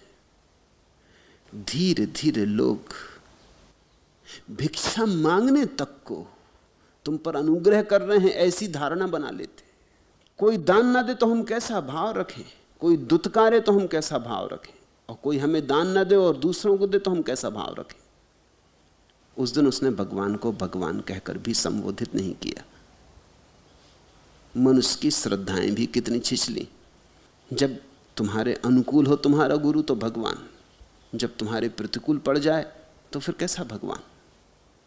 इधर मुझे रोज ऐसे मौके आते, अगर मैं जो कहूंगा तुम्हारे अनुकूल पड़ता हो तुम बड़े खुश, तुम मुझसे खुश नहीं, तुम इस बात से खुश कि तुम्हारे अहंकार के अनुकूल पड़ गई कोई बात, और निरंतर मुझे ऐसी बातें कहनी पड़ेंगी जो तुम्हारे अहंकार के अनुकूल नहीं पड़ सकती, नहीं पड़नी चाहिए। वो तो भूल चूक से कोई बात तुम्हारे अहंकार के अनुकूल पड़ जाती। संयोग की बात समझना, वो प्रयोजन नहीं था। यहां इतने लोग बैठे तो किसी के अनुकूल पड़ जाती, मगर प्रयोजन तो यही कि तुम्हारा अहंकार सब तरह से भस्मीभूत हो जाए, धूल धूसरित हो जाए, खंडित हो जाए, ऐसा गिरे कि फिर कभी उठ ना सके, निष्प्राण हो जाए। तो जब भी तुम्हें चोट लगती तो नाराज हो जाते। तुम्हारी नाराजगी में फिर कौन गुरु, फिर कोई गुरु नहीं। उस दिन उसने भगवान को भगवान भी नहीं कहा। मनुष्य की श्रद्धाएं कितनी छिछली। इस पृष्ठभूमि ने बुद्ध ने ये गाथाएं कही थी। लोग अपनी श्रद्धा भक्ति के अनुसार देते हैं। बुद्ध ने कहा तुझे देना ही चाहिए किसी को, ऐसा नहीं। उनकी जितनी श्रद्धा, उनकी जितनी भक्ति, उस हिसाब से देते हैं। उनके पास कितना है उस हिसाब से देना चाहिए, ये भी सवाल नहीं। तू कौन है इस तरह के सवाल उठाने वाला? किसी के पास करोड़ है और 1 पैसा देता है तो तू ये नहीं कह सकता कि ये कृपण है, क्योंकि करोड़ रुपए और 1 पैसा देता है। 1 पैसा दिया, इतना भी क्या कम है? इसके लिए भी अनुग्रहित होना चाहिए कि उसने 1 पैसा भी दिया। न देता तो कोई कानूनी अधिकार थोड़ी है उसके ऊपर। 1 पैसा भी दिया तो बहुत है। बुद्ध के जीवन में एक उल्लेख है, वो एक द्वार पर भिक्षा मांग रहे और उस द्वार का दरवाजा खुला और गृहिणी ने कहा आगे हटो, तो वो आगे हट गए। पास का एक पड़ोसी ब्राह्मण ये देख रहा है। दूसरे दिन फिर उसी द्वार पर उन्होंने भिक्षा मांगी। वो स्त्री अब तो बहुत ही गुस्से में आ गई। वो कचरा साफ करके कचरा फेंकने जा रही थी, उसने सारा कचरा बुद्ध पे फेंक दिया और कहा कि तुझे कुछ बुद्धि नहीं, समझ नहीं, कल मैंने भगाया फिर आ गया, अब ये ले। बुद्ध आगे बढ़ गए। अब उस तो ब्राह्मण को भी दया आई इस पर। ऐसे दया कारण नहीं थी, आनी नहीं थी, क्योंकि ब्राह्मण तो बुद्ध पर बहुत नाराज थे, मगर उसे दया आई कि बेचारा, मगर ये है क्या बात, कल इसने हटा दिया मैंने सुना और आज इस पर कचरा भी फेंक दिया, ये है कैसा आदमी। और जब उसने तीसरे दिन फिर बुद्ध को उस दरवाजे पे खड़ा देखा तो वो घबराया। उसने कहा अब तो वो स्त्री कहीं आग अंगारा ना फेंक दे या कोई और तरह की चोट ना कर दे। वो आया, उसने कहा कि वहां से आपको समझ नहीं है, 3 दिन से देख रहा हूं। पहले दिन उसने इंकार करके हटा दिया अपमानपूर्वक, आप चुपचाप चले गए। दूसरे दिन कचरा फेंका, आज आप फिर आ गए। कचरा फेंका तब आपको कुछ समझ में नहीं आया कि इससे कुछ मिलने वाला नहीं।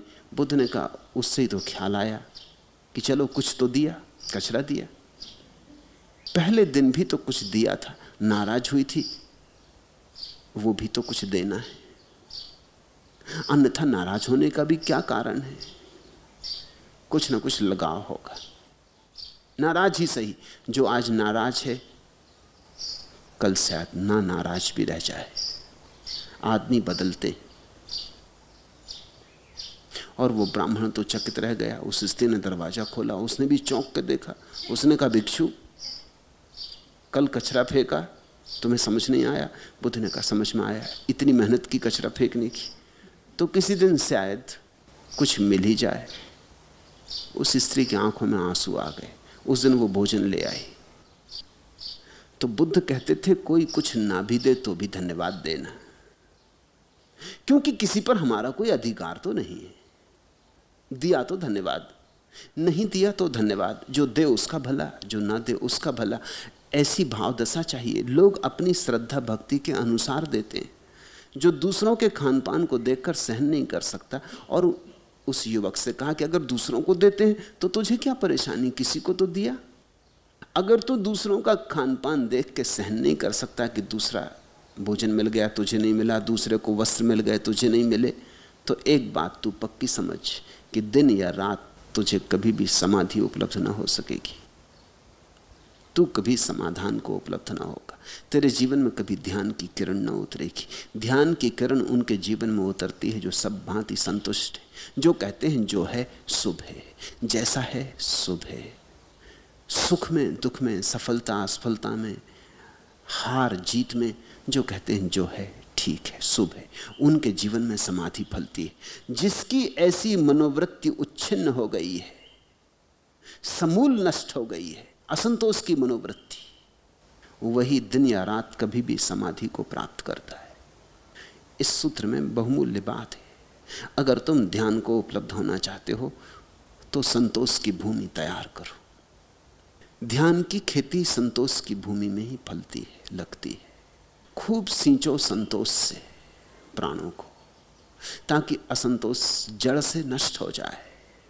यस्य चातम समुच्छिन्नम मूल घंचम समूहतम, आमूल से उखाड़ दो असंतोष को।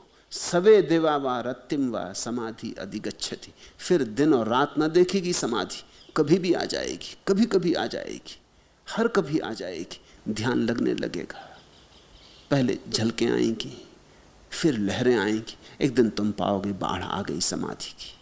अधिगच्छति, फिर तो आके तुम्हें ऊपर से पूरा का पूरा घेर लेगी, तुम्हें डुबा देगी। दूसरा दृश्य, एक दिन कुछ उपासक भगवान के चरणों में धर्म श्रवण के लिए आए। उन्होंने बड़ी प्रार्थना की भगवान से कि आप कुछ कहें, हम दूर से आए। बुद्ध चुप ही रहे। उन्होंने फिर प्रार्थना की तो फिर बुद्ध बोले।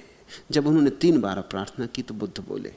उनकी प्रार्थना पर अंततः भगवान ने उन्हें उपदेश दिया, लेकिन वे सुने नहीं। दूर से तो आए थे, लेकिन दूर से आने से कोई सुनने का संबंध। शायद दूर से आए थे तो थके मांदे भी थे, शायद सुनने की क्षमता ही नहीं थी। उनमें से कोई बैठे बैठे सोने लगा और कोई जम्हाइयां लेने लगा, कोई इधर उधर देखने लगा। शेष जो सुनते से लगते थे वे भी भर सुनते से ही लगते थे। उनके भीतर 1000 और विचार चल रहे थे, पक्षपात, पूर्वाग्रह, धारणाएं उनके पर्दे पे पर्दे पड़े थे। उतना ही सुनते थे जितना उनके अनुकूल पड़ रहा था, उतना नहीं सुनते थे जितना अनुकूल नहीं पड़ रहा था। और बुद्ध पुरुषों के पास 100 में कभी एक आधी बात तुम्हारे अनुकूल पड़ती। बुद्ध कोई पंडित थोड़ी, पंडित की 100 बातों में से 100 बातें अनुकूल पड़ती, क्योंकि पंडित वही कहता है जो तुम्हारे अनुकूल पड़ता है। पंडित की आकांक्षा तुम्हें प्रसन्न करने की। तुम्हें राम कथा सुननी तो राम कथा सुना देता, तुम्हें सत्यनारायण की कथा सुननी तो सत्यनारायण की कथा सुना देता। उसे कुछ लेना देना नहीं, तुम्हें क्या सुनना है। उसका ध्यान तुम पर है, तुम्हें जो ठीक लगता है कह देते। उसका नजर तो पैसे पर जो तुम दोगे उसे कथा कर देने के बाद। लेकिन बुद्ध पुरुष तुम्हें देखकर, तुम्हारा जो भाव है उसे देखकर, तुम जो चाहते हो उसे देखकर नहीं बोलते। बुद्ध पुरुष जिससे तुम्हारा कल्याण होगा। बड़ा फर्क है दोनों में। सत्यनारायण की कथा से तुम्हारा कल्याण होगा कि नहीं होगा, इससे कुछ लेना देना नहीं पंडित को। किसका हुआ है? कितने तो लोग सत्यनारायण की कथा सुनते रहे, और सत्यनारायण की कथा में न सत्य है और न नारायण है, कुछ भी नहीं। बड़े मजे की कथा है। ये जो पंडित है, इसने लोगों को एक धारणा दे दी है कि सत्य तुम्हारे अनुकूल होता है। सत्य तुम्हारे अनुकूल हो ही नहीं सकता। अगर तुम्हारे अनुकूल होता तो कभी का तुम्हें मिल गया होता। तुम सत्य के प्रतिकूल हो, इसलिए तो सत्य मिला नहीं। और जब सत्य आएगा तो छुरे की धार की तरह तुम्हें काटेगा, पीड़ा होगी। तो जो सुन रहे थे वे भी बस सुनते से लगते थे। उनकी 1000 धारणाएं थी, वो अपनी धारणाओं के हिसाब से सुनने आए थे। उनके अनुकूल पड़ती की बात है, नहीं पड़ती बात। ये बुद्ध जो कहता है, इससे उनके सिद्धांत सिद्ध होते कि नहीं सिद्ध होते।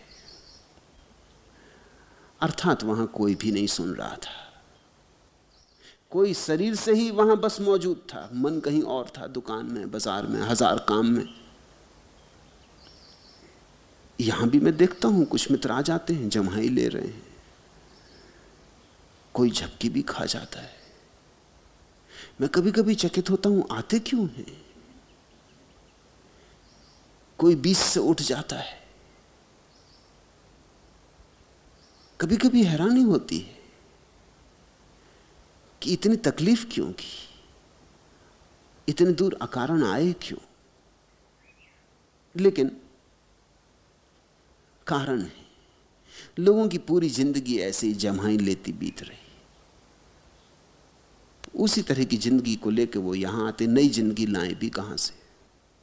ऐसे ही सोते सोते झपकी खाते खाते जिंदगी जा रही, उसी जिंदगी में वो यहां भी सुनने आते हैं, वो नई जिंदगी लाए भी कहां से? कोई काम कभी जिंदगी में पूरा नहीं किया, सब अधूरा छूटता रहा है, बीच में यहां से भी उठ जाते हैं, पूरी बात सुनने का बल कहां? इतनी देर थिर होके बैठना भी मुश्किल है, 1.5 घंटा भारी लगता है। हजार तरह की अड़चने आने लगती, हजार तरह के ख्याल आने लगते हैं कि बाजार ही चले गए होते, इतनी देर में इतना कमा लिया होता, फला आदमी से मिल लिए होते, वकील से मिलाए होते, अदालत में परसों मुकदमा है, ऐसा है वैसा, हजार बात भीतर उठती रहती। लेकिन कुछ आश्चर्य की बात नहीं है, यही तो 24 घंटे उनके भीतर चल रहा है।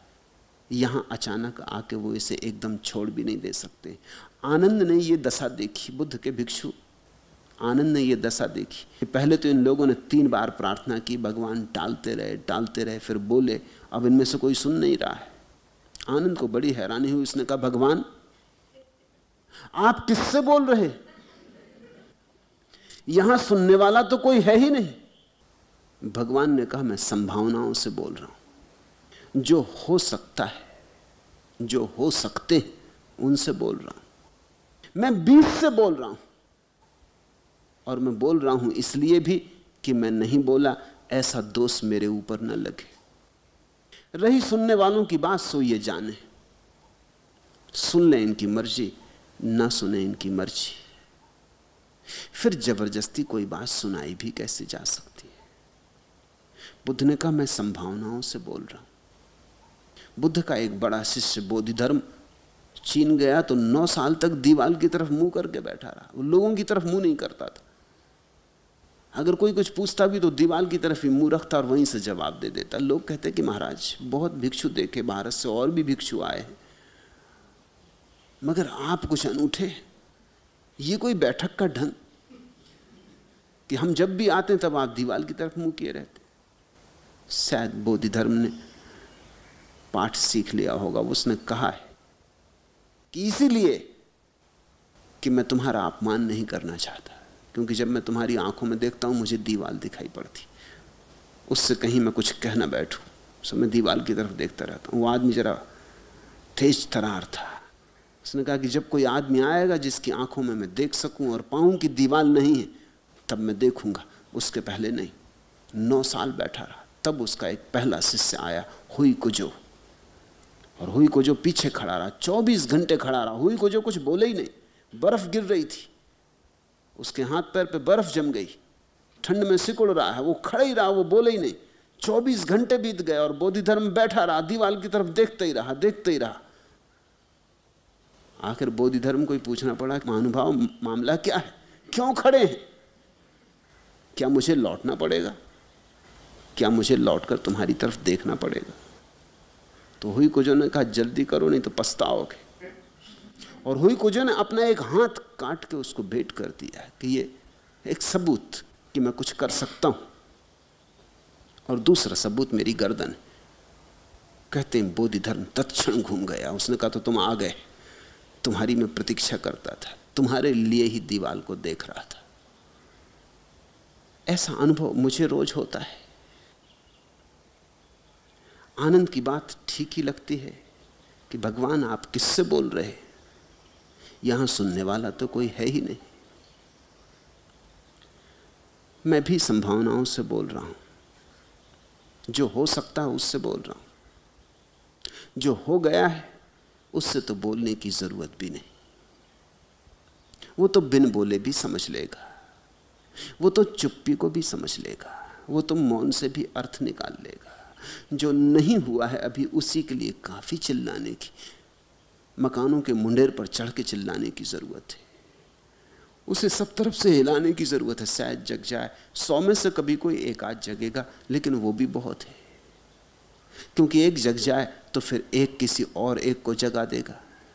ऐसे ज्योति से ज्योति जले, ऐसे दिए से दिए जलते जाते हैं, और बोधि की परंपरा संसार में चलती रहती। और बुद्ध ने ठीक कहा कि इसलिए भी बोल रहा हूं कि नहीं बोला ऐसा दोष मुझ पर न लगे। नहीं सुना ये तुम्हारी बात रही, ये तुम जानो, मैं नहीं बोला ऐसा दोष न लगे। तब आनंद ने पूछा, भंते आपके इतने सुंदर उपदेश को भी ये सुन क्यों नहीं रहे?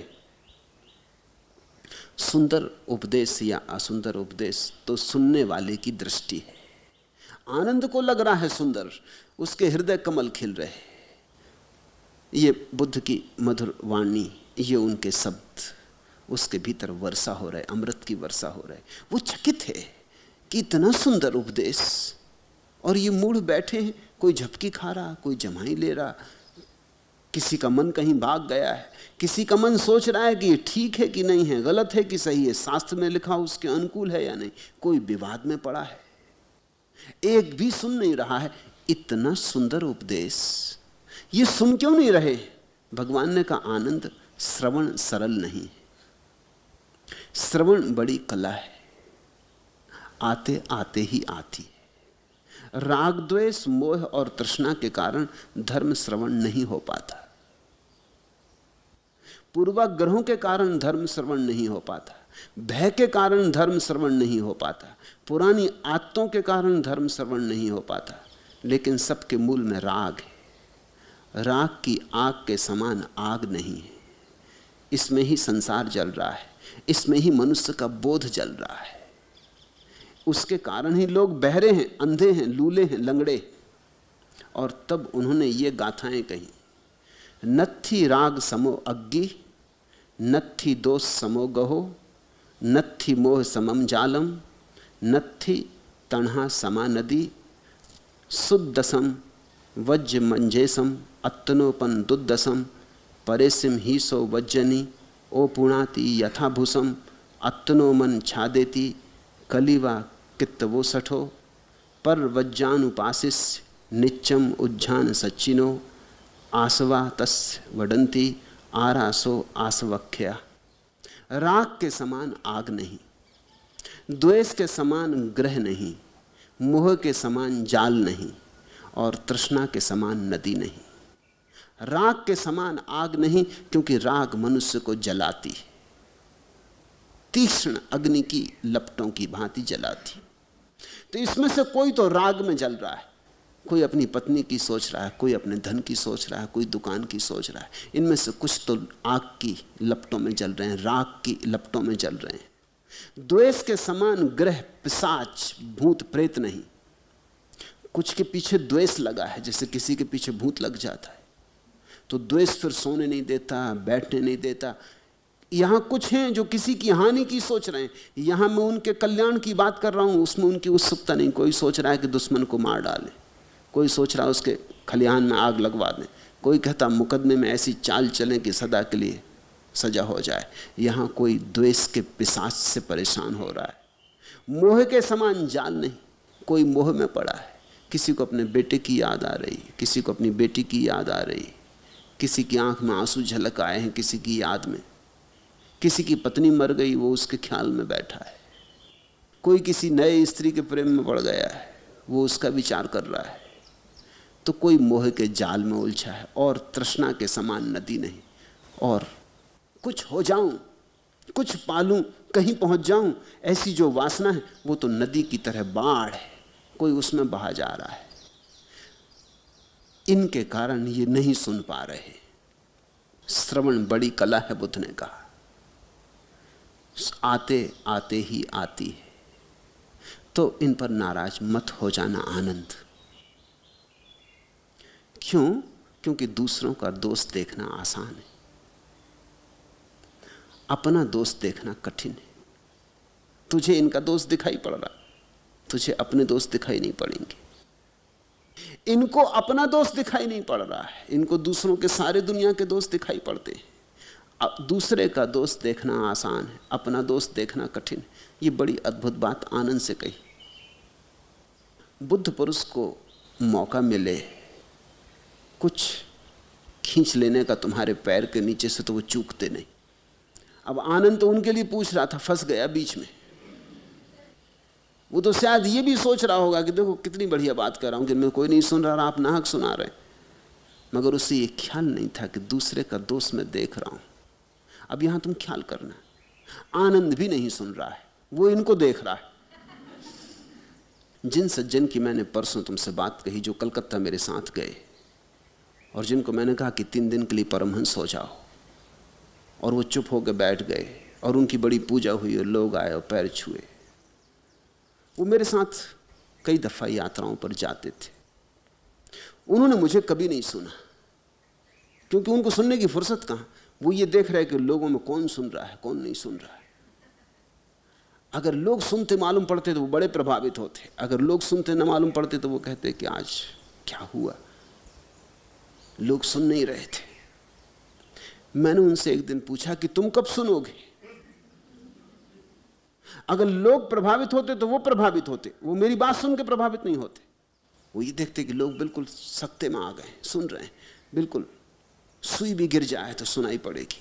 वो बड़े खुश होते, वो ऐसी जगह बैठते जहां से उनको सब दिखाई पड़ते रहे, ताकि वो देख लें कि सब सुन रहे हैं। वो दुनिया के कल्याण में बड़े उत्सुक थे, उनको अपनी कोई फिक्र नहीं। मैंने उनसे कहा तुम कब सुनोगे? कौन सुनता है नहीं सुनता है इससे क्या लेना देना है? जहां तक मैं जानता हूं तुमने सबसे ज्यादा मुझे सुना और सबसे कम सुना। वर्षों तुम मेरे साथ रहे, जगह जगह तुम गए, मगर तुमने मुझे सुना नहीं। तुम्हारी बेचैनी उन पे अटक गई है, कोई सुन रहा है कि नहीं सुन रहा है, जैसे उनके सुन लेने से तुम्हें कुछ लाभ हो जाएगा। अब आनंद बुद्ध के निकटतम शिष्यों में था, लेकिन बुद्ध के मरने के बाद समाधि को उपलब्ध हुआ, जीते जी समाधि को उपलब्ध नहीं हुआ। अनेक शिष्य आए और समाधिस्थ हो गए, अरहत तत्व को पा लिया, अरिहंत हो गए। पीछे आए, आनंद सबसे पहले आया था। वो बुद्ध का चचेरा भाई था। 42 साल बुद्ध के साथ छाया की तरह रहा, एक क्षण को साथ नहीं छोड़ा। रात उसी कमरे में सोता था जहां बुद्ध सोते थे, दिन भर छाया की तरह लगा रहता था। जब उसने दीक्षा ली थी बुद्ध से तो उसने एक शर्त करवा ली थी। वो शर्त ये थी कि तुम मुझे कभी भी आज्ञा मत देना। वो बड़ा भाई था, चचेरा भाई था, तो दीक्षा के पहले उसने कहा कि सुनो, अभी तुम मेरे छोटे भाई हो, दीक्षा के बाद तो मैं शिष्य हो जाऊंगा, फिर तो तुम जो कहोगे मुझे करना ही पड़ेगा। इसलिए दीक्षा के पहले कुछ शर्तें रख लेता हूं, बड़े भाई के लिए इतना करो। एक, कि तुम मुझे कभी भी किसी भी स्थिति में यह नहीं कह सकोगे कि आनंद तू कहीं और जाके विहर, मैं आपकी छाया की तरह लगा रहूंगा, दिन हो कि रात मैं आपके साथ ही रहूंगा। ये एक वचन आप दे दें। दूसरा वचन कि मैं किसी को आधी रात भी ले आऊंगा कि इसकी कोई जिज्ञासा है तो आपको हल करना पड़ेगी, आप ऐसा नहीं कह सकेंगे कि अभी मैं सो रहा हूं। ऐसी उसने शर्तें ले ली थी। तो वो 42 साल छाया की तरह बुद्ध के साथ रहा, लेकिन ज्ञान को उपलब्ध नहीं हुआ। तो बुद्ध ठीक ही कहते हैं कि दूसरे का दोष देखना आसान, सुदस्सम वज्ज मंजेसम अत्नो पंदुदस्सनम, पर अपना दोष देखना बड़ा कठिन। आनंद तू ये तो देख रहा है कि ये कोई नहीं सुन रहा है, लेकिन तूने सुना। और जब बुद्ध की मृत्यु हुई तो आनंद छाती पीट पीट कर रोया, क्योंकि उसने सुना ही नहीं। उसने भी जिंदगी ऐसे ही बिता दी, कौन सुन रहा है कि नहीं सुन रहा है इसकी फिक्र में बिता दी। वह मनुष्य दूसरों को दोषों की भूसे की भांति उड़ाता फिरता है, लेकिन अपने दोषों को वैसे छिपाता है जैसे जुआरी हार के पासे को छिपाता है।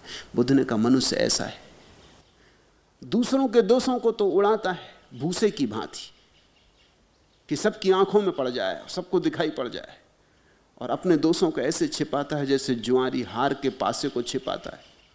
दूसरों के दोष देखने वाले तथा दूसरों की टीका टिप्पणी करने वाले के आश्रव बढ़ते हैं आनंद, उससे उसके बंधन बढ़ते, कटते नहीं। वह आश्रवों के विनाश से दूर ही रहता है। उसके आश्रव विनष्ट नहीं होते, उसके बंधन के मूल कारण टूटते नहीं, उसका संसार चलता रहता है आनंद।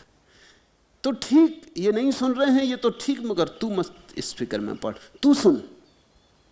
यहां तुमसे भी मैं ये कहना चाहूंगा, जब मैं कह रहा था कि कोई यहां जमाई लेता, कभी कोई झपकी खा जाता, कोई इधर उधर देखता, तो तुम जल्दी से सोचने मत लगना कि मैं किसके संबंध में बात कर रहा हूं। तुम जल्दी से दूसरों की तरफ मत देखने लगना कि पड़ोस में कोई जमाई ले रहा हो, तुम कहोगे देखो ये बेचारा। दूसरे के दोस्त देखने बहुत आसान, उसको लेने दो जमाई, वो उसकी मर्जी। अगर उसने जमाई ही लेने का तय किया है तो हम कौन बाधा देने वाले। ले चलो, यही क्या कम है कि उसने ऐसी जगह आके जमाई ली। वैश्या घर में बैठ के भी ले सकता था, यहां कुछ होने की संभावना तो है ही, कहीं ना कहीं से चोट शायद कभी पड़ जाए, जमाई लेते लेते ही शायद कोई चीज भीतर सरक जाए, शायद मुंह खुला हो जमाई में और कुछ गटक जाए, झपकी खा रहा हो, झपकी में कोई चीज सरक जाए। चलो ठीक जगह आके जमाई ली, ठीक जगह आके झपकी खाई। मुझसे कोई पूछता कभी, उसको नींद आ जाती सदा। वो कहता है बड़ी हैरानी की बात है, बस आपको सुना कि नींद आई।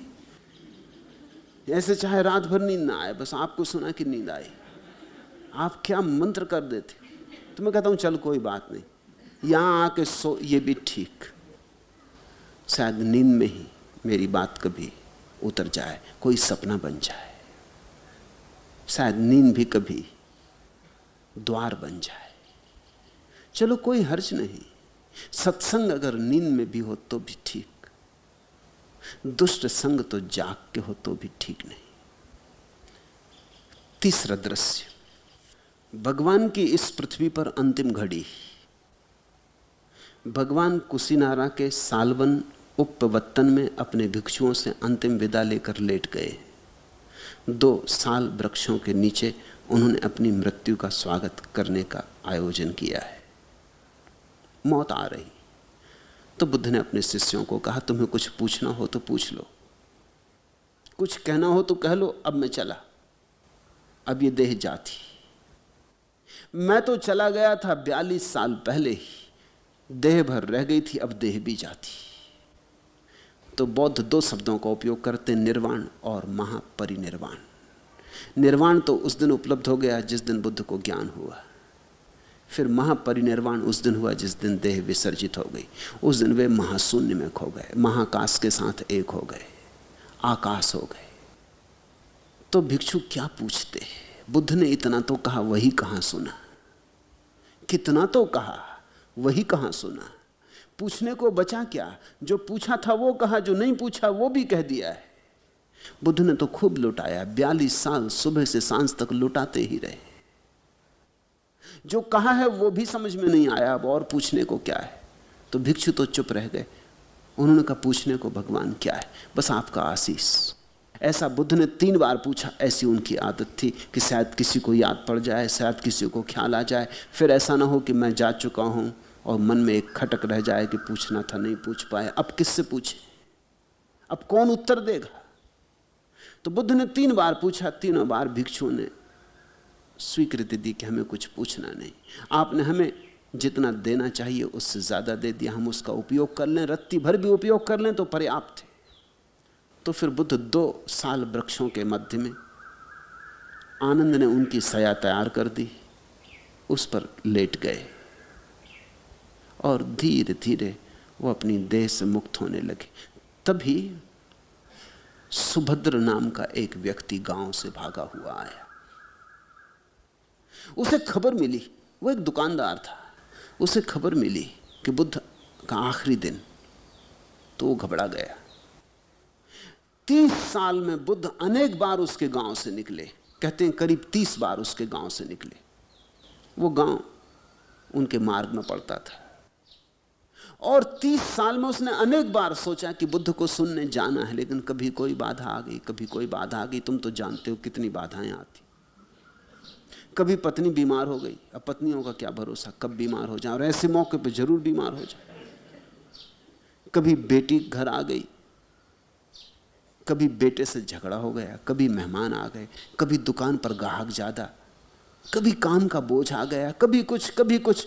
हर बार टालता रहा कि अगली बार। आज अचानक गांव में खबर आई, एक सन्नाटे की तरह छा गया सारे गांव में कि बुद्ध शरीर छोड़ रहे। गांव के बाहर ही 2 साल वृक्षों के नीचे उन्होंने अपनी अंतिम घड़ी चुन ली। अब वे जा रहे, तो उसने जल्दी जल्दी दुकान बंद की। आज उसने फिक्र न की कि पत्नी बीमार, कि बेटी घर आई, कि मेहमान आए, कि दुकान पर ग्राहक। उसने कहा हटो भी, अब जाने दो, बहुत हो गया। 30 साल में टालता रहा, अब अगर टालूंगा तो फिर कब, मुझे कुछ पूछना है।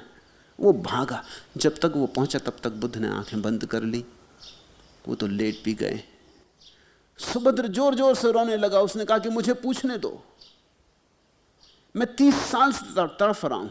आनंद ने उसे बहुत समझाया कि पागल, 30 साल तूने स्थगित किया, हमने तो स्थगित नहीं किया। अब वो विश्राम में जा रहे हैं, अब वे अपनी देह छोड़ रहे हैं, अब उनको लौटाना ठीक नहीं, अशोभन है। हमने उन्हें काफी 42 साल में पीड़ा दी। हमने बहुत पूछा, हमने न मालूम क्या क्या पूछा, नहीं पूछना था वो भी पूछा, उसके भी उत्तर उनसे चाहे, अब नहीं। लेकिन कहते हैं भगवान ने सुभद्र की और आनंद की बातें सुन के आंख खोल दी और उन्होंने कहा कि नहीं आनंद, रोको मत, उसे आने दो, अभी मैं जिंदा हूं, नहीं तो ये एक दोष रह जाएगा। इस सुभद्र सदा के लिए मुझे दोषी देगा, ठहराएगा कि मैं पूछने गया था और भगवान के द्वार से बिना पूछे आ गया, इसे पूछ लेने दो। तो सुभद्र आके उनके पास बैठ गया और उसने जो प्रश्न पूछे वो भी बड़े अजीब है। व्यर्थ के प्रश्न पूछे, दार्शनिक प्रश्न पूछे, जिनसे कुछ व्यवहारिक उपयोग नहीं है। उसने प्रश्न पूछा कि बनते, मुझे 3 प्रश्न पूछने। पहला, क्या आकाश में पद हैं? क्या आकाश में पद चिन्ह बनते हैं? दूसरा, क्या बाहर श्रवण है? और तीसरा, क्या संस्कार शाश्वत है? अब इनका कोई मूल्य नहीं, इनको जान लेने से भी क्या होगा। ये हवाई बातें पूछी। तुम कभी बुद्ध पुरुषों के पास भी जाते हो, तुम मूढ़तापूर्ण प्रश्न पूछते हो। जिनको तुम बड़ी आध्यात्मिक बातें कहते हो वो अक्सर मूढ़तापूर्ण बातें। मेरे पास कोई आ जाता, वो कहता है कि भगवान ने संसार बनाया या नहीं। क्या मतलब है? क्या फर्क पड़ेगा? बनाया तो तुम ऐसी जियोगे, नहीं बनाया तो तुम ऐसी जियोगे। तुम्हारे जीने में कुछ फर्क पड़े ऐसी बात पूछो। आदमी मरने के बाद बचता या नहीं, क्या फर्क पड़ेगा? अभी तुम जैसे हो यहीं भीतर डुबकी लगाने की कोई बात पूछो तो शायद तुम्हें पता चल जाए, उसका भी जो बचेगा पहचान हो जाए। मगर नहीं, इसमें उत्सुकता नहीं, ध्यान में उत्सुकता नहीं, योग में उत्सुकता नहीं। हवाई बातें, एब्स्ट्रैक्ट, जिनका कोई मूल्य नहीं है। उस आदमी ने क्या प्रश्न पूछे? बनते, क्या आकाश में पद है?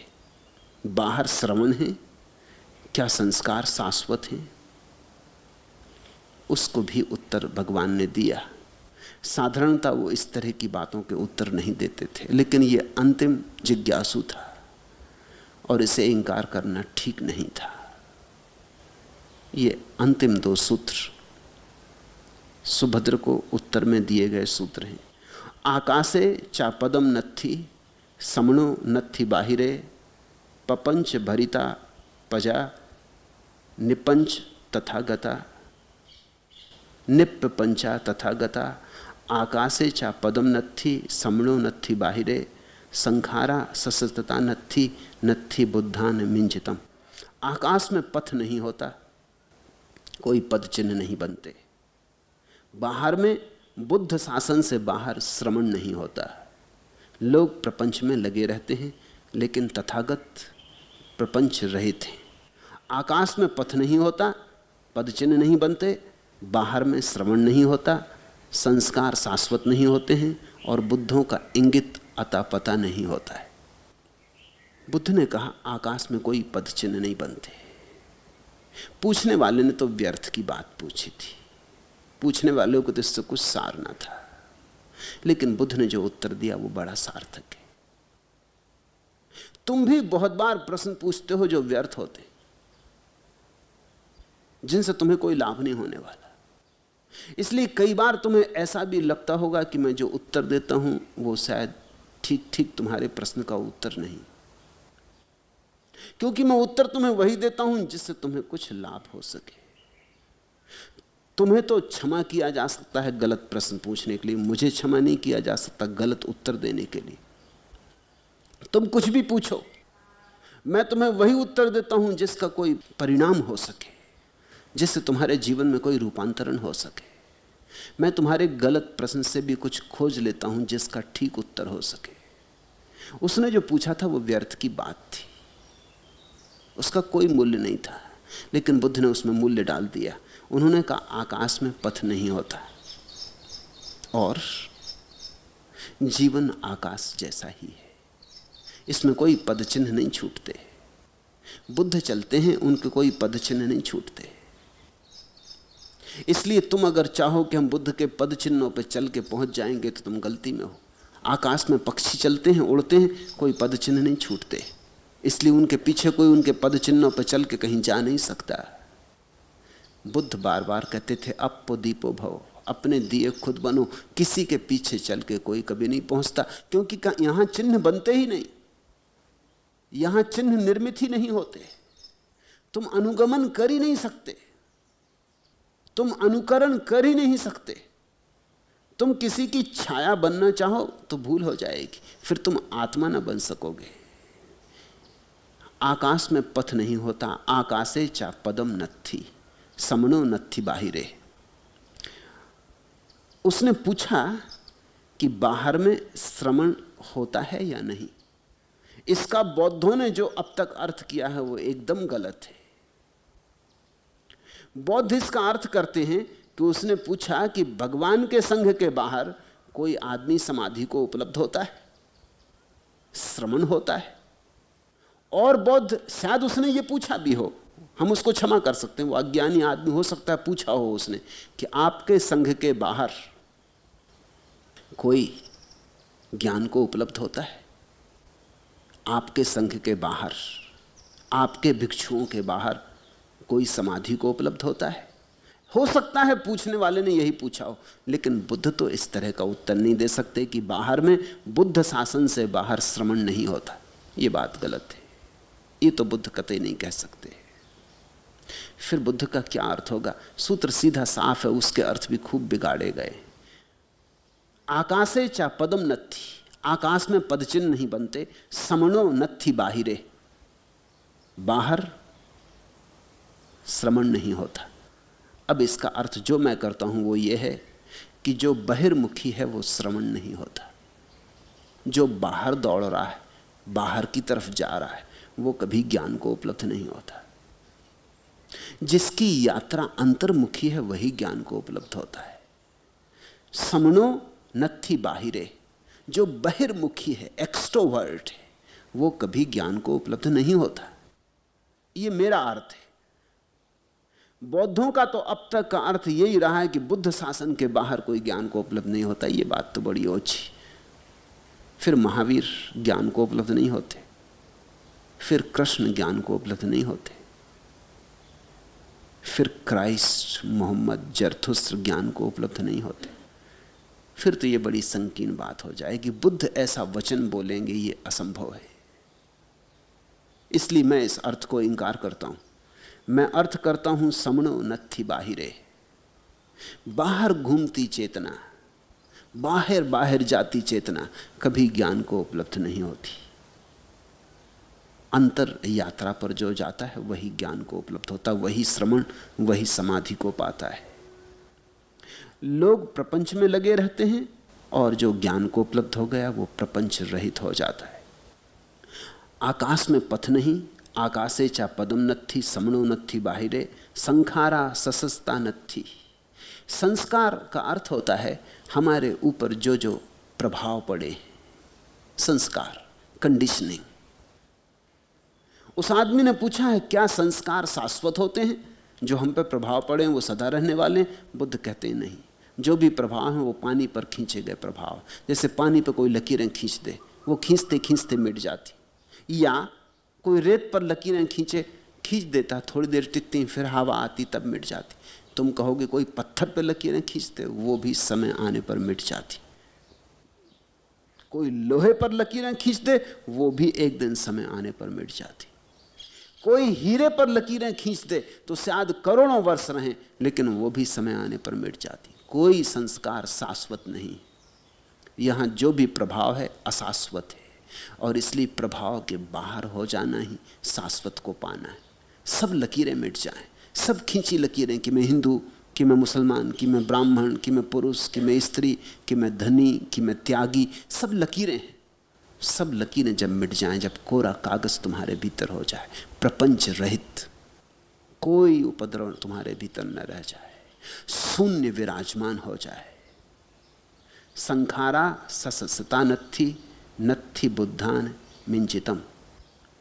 संस्कार शाश्वत नहीं है, सुभद्र, और बुद्धों का इंगित नहीं होता। ये बड़ी अद्भुत बात कही बुद्ध ने, नत्थि बुद्धान मिंचितम। बुद्धों का कुछ अता पता नहीं होता। तुम अगर चाहो भी तो तुम बुद्धों को खोज नहीं सकते, उनको खोजना संभव नहीं है, उनका कोई अता पता नहीं होता। ये बुद्ध ने जो बात कही अंतिम, कि अब देह के खो जाने के बाद तुम मुझे खोजना चाहोगे तो खोज ना सकोगे। जब तक संस्कार थे तब तक मेरा अता पता था, देह थी मेरी, मन था मेरा, तब तक मेरा अता पता था। तुम कह सकते थे बुद्ध इस समय कहाँ है, क्या है, कौन है, किस रूप में, किस वे में, स्त्री की पुरुष, आदमी की देव, लेकिन अब मेरा सब अता पता खो जाएगा। अब मैं महाशून्य के साथ एक होने जा रहा हूं। बुद्धों का कोई अता पता नहीं होता, इसलिए कोई उनकी तरफ इंगित नहीं कर सकता कि वे यहां हैं। ये तो ठीक जो भगवान की परिभाषा होती है वही बुद्ध की परिभाषा है। भगवान का कोई अता पता नहीं। तुम ये नहीं कह सकते भगवान कहाँ है, तुम इतना ही कह सकते हो भगवान कहाँ नहीं है। इंगित नहीं कर सकते, या तो सब कहीं है या कहीं भी नहीं है, इशारा नहीं हो सकता। संखारा ससस्ता नत्थि बुद्धान मिंचितम। बुद्ध ने कहा अब संस्कारों से छुटकारा हो गया, आखिरी संस्कार छूटा जा रहा है, आखिरी लकीर हाथ से छूटी जा रही। अब इसके आगे मेरा कोई अता पता ना होगा। मैं महाशून्य में जा रहा हूं, मैं उस आकाश में जा रहा हूं जहां कोई पद चिन्ह नहीं होते। मैं उस अंतर आकाश में जा रहा हूं जहां बुद्धत्व फलता है, केवल जहां बुद्धत्व फलता है। मैं उस अंतर यात्रा का आखिरी कदम उठा रहा हूं, और अब तुम मुझे खोज ना सकोगे, इसके बाद तुम मुझे खोज ना सकोगे। यही भगवत्ता की परिभाषा है। आदमी को खोज सकते हो, पशु पक्षी को खोज सकते हो, सीमा है तो खोज सकते हो। जब असीम हो गया तो फिर कैसे खोजोगे? फिर असीम की क्या खोज का कोई उपाय नहीं? नहीं, उपाय है, तुम भी असीम हो जाओ। बूंद अगर सागर को पाना चाहे तो एक ही उपाय है कि सागर में डूब जाए और एक हो जाए। फिर बुद्ध को बाहर नहीं खोजा जा सकता। फिर तो तुम जब बुद्धत्व को उपलब्ध होगे तभी खोज पाओगे। तुम उसी क्षण खोज पाओगे जब तुम भी अपना अता पता खो दोगे। ये अता पता खो देना ही आवागमन से मुक्त हो जाना है। फिर न कोई आना है न कोई जाना है, फिर शाश्वत में निवास है। फिर तुम्हें अपना घर मिल गया, उसी घर की तलाश है। आज इतना ही।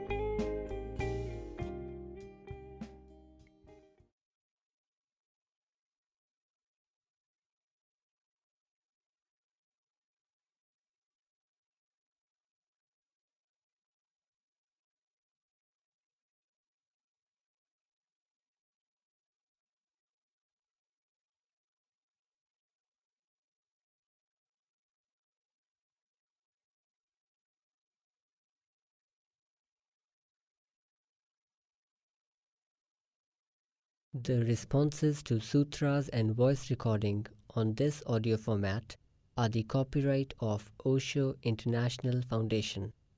Copyright dates 1953 through 2003. All rights reserved. Reproduction in any media is prohibited. सूत्रों पर दिए गए संबोधन और ऑडियो माध्यम में मुद्रित आवाज़ पर ओशो इंटरनेशनल फाउंडेशन के कॉपीराइट हैं। कॉपीराइट 1953 से 2003, सर्वाधिकार सुरक्षित। किसी भी माध्यम में रिप्रोडक्शन अर्थात पुनर्निर्माण निषिद्ध है।